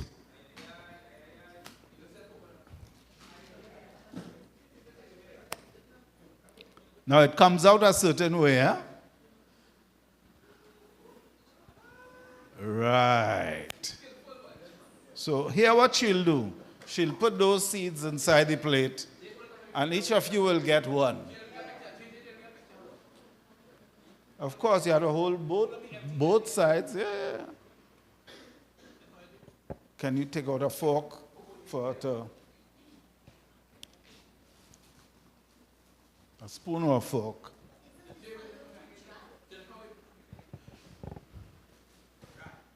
So she was asking if it is a little too dry, and the answer is yes. So this one is a little bit too ripe, but it could still be used. Now, when it's just good, there'll be a lot of pulp over it. What we're going to do now, both of them going to do this exercise for me while I talk. They'll give you a chance to get a seed. The reason why we're going to give you a spoon is so you could take it out, right? So you don't put your hand in it.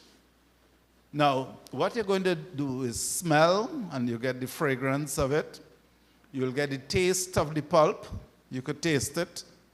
You could make sure you swallow all the pulp that you want to. If you don't want to, it's okay. But that's just so you understand the bean. It's called a bean, by the way. So it's a cocoa bean.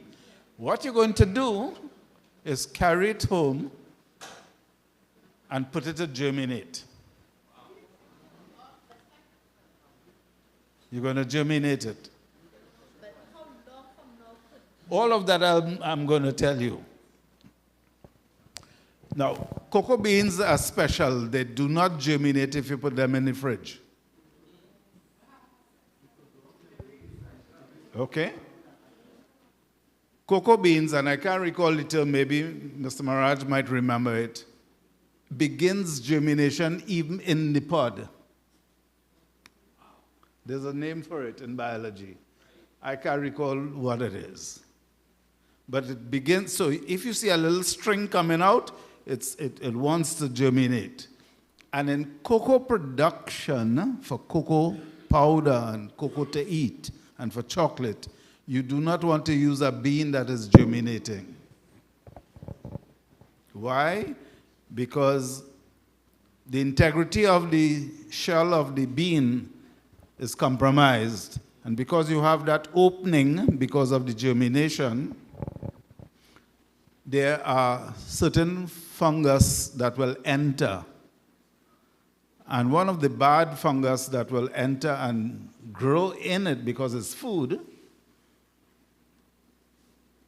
is the same kind of fungus that contaminates peanuts, ochratoxin. And this one is called ochratoxin A. And old people like me, if you eat cocoa products that has ochratoxin, it goes to your brain and encourages Alzheimer's. Okay, so I say that bit just so that you understand. We are actually trying to teach farmers why they must not use a cutlass to open the cocoa. Because when you chop the cocoa pod, you might chop a bean. And because the bean is now open, ochratoxin fungus will enter and live inside the bean. It don't ever leave the bean. And even when you cook the bean, the ochratoxin is in there. So while I was working at the Cocoa Development Company, we developed a manual. It's about 100 pages of how the farmers should treat with the cocoa bean so that it becomes a premium food. And it could be certified. In fact, we started giving a certificate to the farmers. And it was done only after we inspected what they were doing. And we wouldn't tell them anything. We just visit them from time to time and see the practices. And that certificate became something that Angostura decided to use. Angostura now have a bitters that has cocoa beans in it. And those beans are certified by us, by the company where I used to work. And because of that, on the neck of the bottle for Angostura bitters, you will see the logo for the cocoa company. And this travels around the world. All those things add up to make Trinidad's cocoa the best cocoa in the world. So it starts with the flavor from the Trinitario bean, and it goes into the way the farmer has to handle it. All right? So take your cocoa bean home, put it in some soil. Don't cover it with too much soil, about 1/2 inch to 1/4 inch of soil. You just want to dust the top of the soil. Keep it in the shade and water it. You'll be surprised in about 3 days, the plant will shoot up. The bean will be at the top, all right, to protect the leaves. And then it emerges. Right. And then you have your own cocoa plant to plant at home. Yeah. There are 2 things that I wanted to do, and these are just personal ambition. I wanted to get every school child in Trinidad to do this little exercise and to also get them to plant a tree at home. So you could imagine how many more trees we would have had. And then I wanted to ask the government to name the Trinitario cocoa the national fruit. Maybe we'll ask Mr. Bundu to ask them. So I'm glad that we were here with you to share all this information. There's a lot of stuff you heard. There are some handouts we have, you all would have been getting. How to grow a cabbage, how to grow a lettuce. Sister Patsy has the handouts.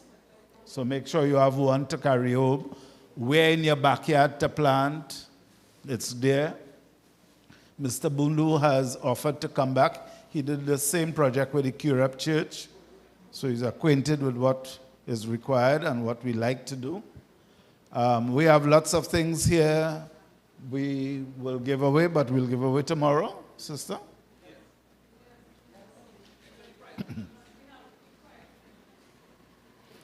Well, we have 2 chocolates here.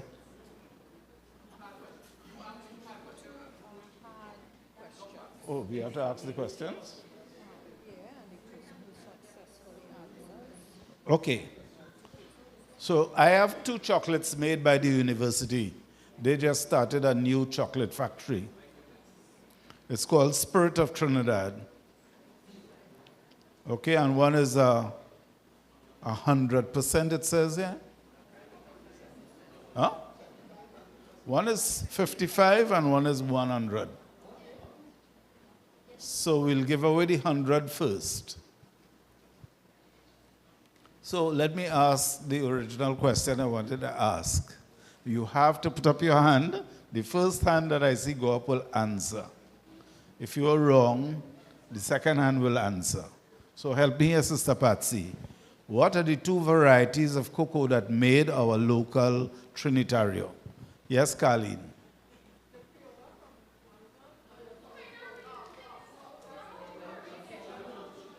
Pardon me?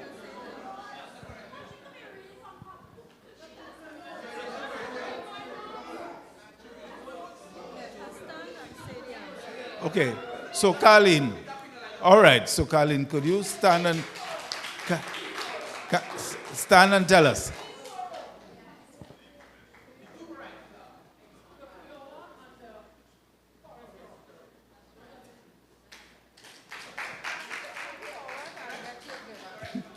Well, my hearing is not so good as I am aging. So I didn't hear the pronunciation properly. Uh-huh. Uh-huh.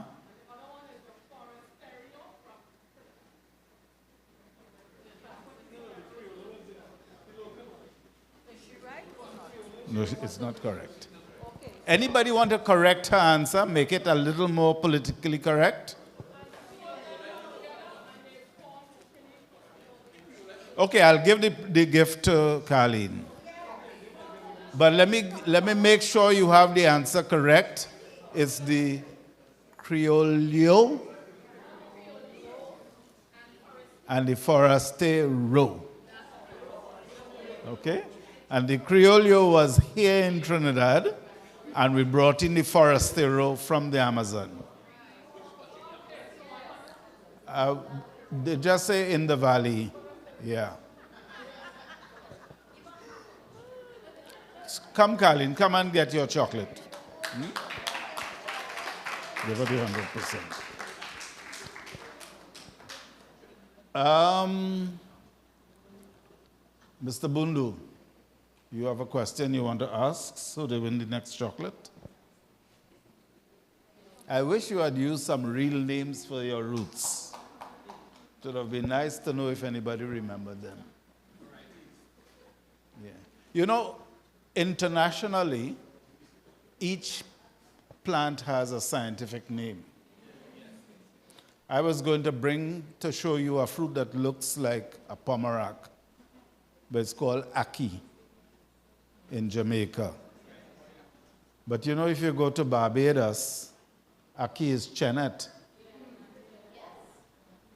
Yeah. And that is why they have the scientific names. So that once you reference it, you know what they're talking about. Now, Mr. Bundu spoke about a certain cassava. Which one was it? You have to give me the name, eh? You have to give me the name to get this. The you what?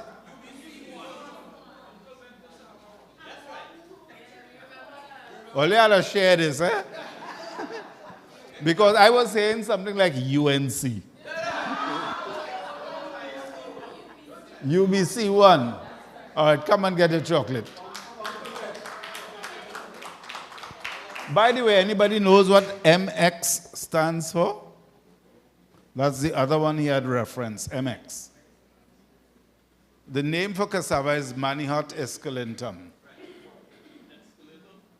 So they took M from the Manihot, and they took Mex from where? Mexico. And they got M-Mex. Most people say MX. It's M-Mex. And then before the MX was introduced, they had the M-Col, which is Manihot from Colombia. They do a lot of cassava in South America. Yeah? So, and before we had MX and M-Col in Trinidad, we just spoke about white stick, black stick, and red stick. Yeah, those were the local ones, white stick, black stick, and red stick. The stick. All right, you people have been very wonderful. Tomorrow we'll be here. We had another guy with a nursery who was supposed to come. He has fruiting trees in pots to display, and he would want to invite you to his place. It's called Plant Palace. We will notify Mr. Bundu the dates for coming to run a full root crops course, and remember to arm yourself, get your grow bag, Mix your own soil. You could buy soil, but it's too expensive. Yesterday I bought a little bag of soil for $45. Could fit in only one pot. $45 at Asasco. Some of you got some calendars courtesy of Asasco. I told them I'll call their name because they give us some plants free, which we'll be giving away tomorrow. Asasco is in Monroe Road. And on the calendar, you will see planting dates. And for this month, this week is not a good week to plant, but from the 26th of August right on to the 1st of September, excellent period to plant. My simplest explanation of that, long time when you wash clothes and you want to put it out to dry, what you look for? You look to see if you have sun. You want it in the sun to dry. Good. And if rain falls, you wouldn't bother to go on. Huh? Right. Most of the planting dates that are given revolves around the moon. Because the moon has a certain effect on life. Ladies will tell you it's easier to have a baby in full moon? I don't know, I never make any. But they say in full moon you have more pain. Okay. So depending on the moon, you get roots growing better. Or you get the stem elongating more. Depending on the moon. I never learned it. But on the calendar it will tell you. Yeah. This is just my understanding. I could be wrong. I could be subject to correction. I think when you plant for new moon, the plant grows, and to me, it begins to head towards the moon. It grows tall and thin. And when you plant full moon time, the plant remains short, but the root goes down in the earth. So close to full moon time is for what's called plants that you want to encourage the roots deep.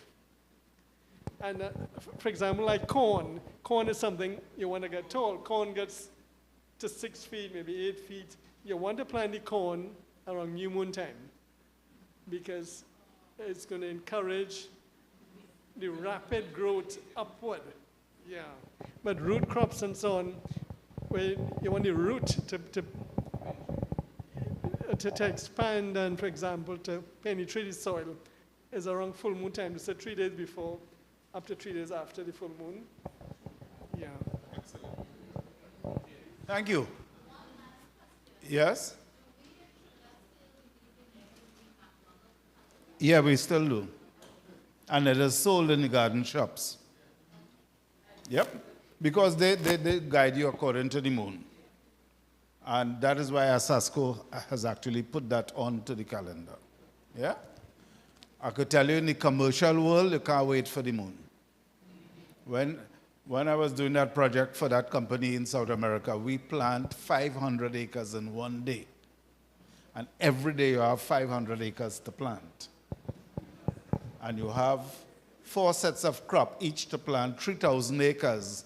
And you better finish in time before the rain starts, else the tractor can't run. So commercial agriculture causes you to have to do things in a certain way. It's just part of life. You know? Some people, I had a big argument yesterday with someone in the States, and they were saying they're making contraception to kill out all the Africans. And I said, no, it's not about extermination. It's about control. First of all, and I'm not going to continue using Africa as the example, but if you cannot grow enough food to mind your children, if you cannot grow enough food to feed yourself and your family and your country, why make the children to die, to go and beg, to be hungry? That's just my position. I might be wrong. Maybe that's how it should be. I don't know. I'm just saying. So I want to turn you over again to our host, Sister Patsy, who is going to wrap up our proceedings. Oh, I didn't tell you. You could come and ask questions when we are done after prayer. This is the beans already fermented and dried, ready to be cooked and made into whatever you have to make, including chocolates. There's some labels you'll see here. This is one of the chocolates that are made locally. This is another chocolate, Swiss Miss. It's not made here. We import it, but we have the best cocoa in the world. And there's hot chocolate that's made in the back for you all. So make sure you get your hot chocolate. Where's Sister Patsy? Wrap up. Okay, thank you all very, very, very, very much. And we've come to almost the end, all right? Almost the end. So I got some tokens for these gentlemen for coming out to share with us their knowledge and to give of their time. All right, so I want to start with gentlemen, ladies first. Sister Goddard was supposed to share some information with us. So Sister Goddard, come quickly to the front. Say something less than a minute about your dragon fruit and come and get this wonderful token that we prepared for you.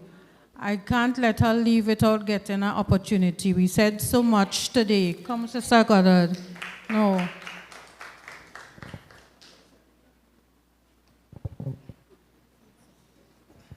Hello, good night, everybody. This is quite surprising to me, too, really. Yeah? And I hope by the grace of God tomorrow, please God, I'll be here. The plants would be there ready. And I'll give you some information as to how to grow it and be productive. Because, I mean, a lot of people don't like dragon fruit because they find it don't taste good and all kind of. Well, I don't say I think I could boast about it, but I just discovered a way that you could grow it and enjoy it. So you wouldn't have to turn up your nose and you wouldn't have to. I don't ever sell dragon fruit, right? I always introduce people to it because I know people don't like it. Well, a lot of people don't like it. And in order to get them to eat it, I try to encourage them and usually give it all around my neighbors and everything. So hopefully tomorrow, please God, all of you would be here to get a plant and some information as to how to grow it so that you yourself could enjoy it when you eat it. Okay? Thanks a lot.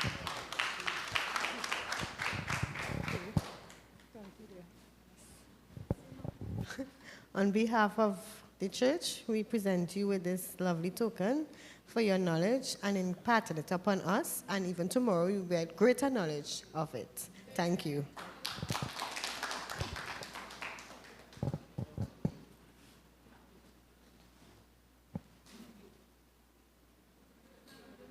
Mr. Ramdeo. All right, hold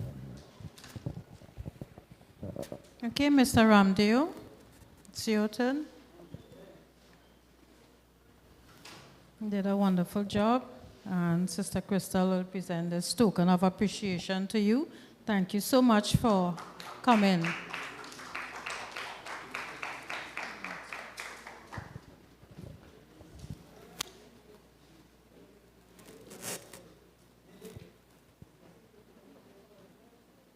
Mr. Maraj.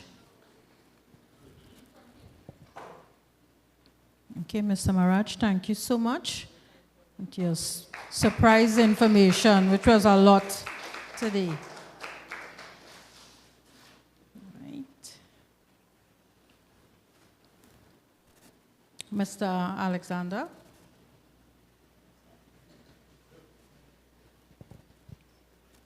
Okay, so he got his time to share. We're hoping another time that he will come and give us some more information. So thank you so much, Mr. Samuel. And Brother Granger, Leon Granger, can you come to the podium? He was so hardworking, I thought it was his program. He was calling me with so much information overload, right? But he has been wonderful. I thank you so much for coming and giving 150% of your time and your resources to us to make this program a success. So. I don't know if it's because of my mom I like to talk, but I know some of you did not see me here for the funeral. You probably didn't take note too that today makes it 1 month since her funeral service. What you don't know is that, and I said it to a few people jokingly, hoping they would catch it. I first met my mother right here. So while you're absorbing that, I'll tell you that there used to be a house here that my mother rented. And she gave birth to me right here.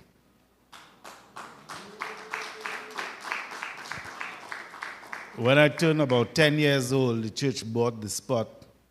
This church was erected. When I turned 14, I attended a crusade right here. My favorite seat was somewhere around there. And both my sister and I got baptized here. Yeah, Gloria and I. So today has been a very special day for me. And thank you for bearing with me and tolerating me and inviting me. And I want to thank my guests for coming and making this program come alive for you. And I hope that you would take something out of this and make somebody else happy from what you have learned. Thank you very much. Thank you so much. I really appreciated this. So this is the end of the program now. You all have been a wonderful audience. Thank you for staying. At this time, we'll ask Brother Dexter to come forward as we pray to close off this wonderful segment. Let us stand as we give God the praise for the information that we have learned today. I pray that it would be of benefit to us as we go. Father, we just give you thanks for the wonderful evening that we have spent in your presence. We thank you, God, for the knowledge imparted unto us. May we, O God, exercise wisdom. May we apply that which we have learned so that we can first feed ourselves and then feed those to whom you have given us the responsibility to. We pray, God, that you would continue to bless our presenters in a very special way. May you grant them, O God, long life so that they can continue to share their knowledge so that as a people we can grow stronger and stronger in you, and we can indeed use this knowledge, O God, as a means of reaching others so that they may come to know you, whom to know is life eternal. May you continue, God, to keep us ever in your care. And even as we separate one from the other, we pray, O God, that you would grant us the privilege to reconvene on the morrow, where we can continue to gain knowledge as to how we can better provide for ourselves, for our needs, for our families, and for those in our community. Bless us, O God, and keep us until that time, we pray in Jesus' name. Amen. So at this time, please have your seat. We prepared refreshments for you, and we have some hot chocolate for you to sample. And we also have a few samples on the table that you can benefit from. the sweet potato slips as well are there. All right, so again, I just say thanks to everyone for coming out. And hope to see you in the morning.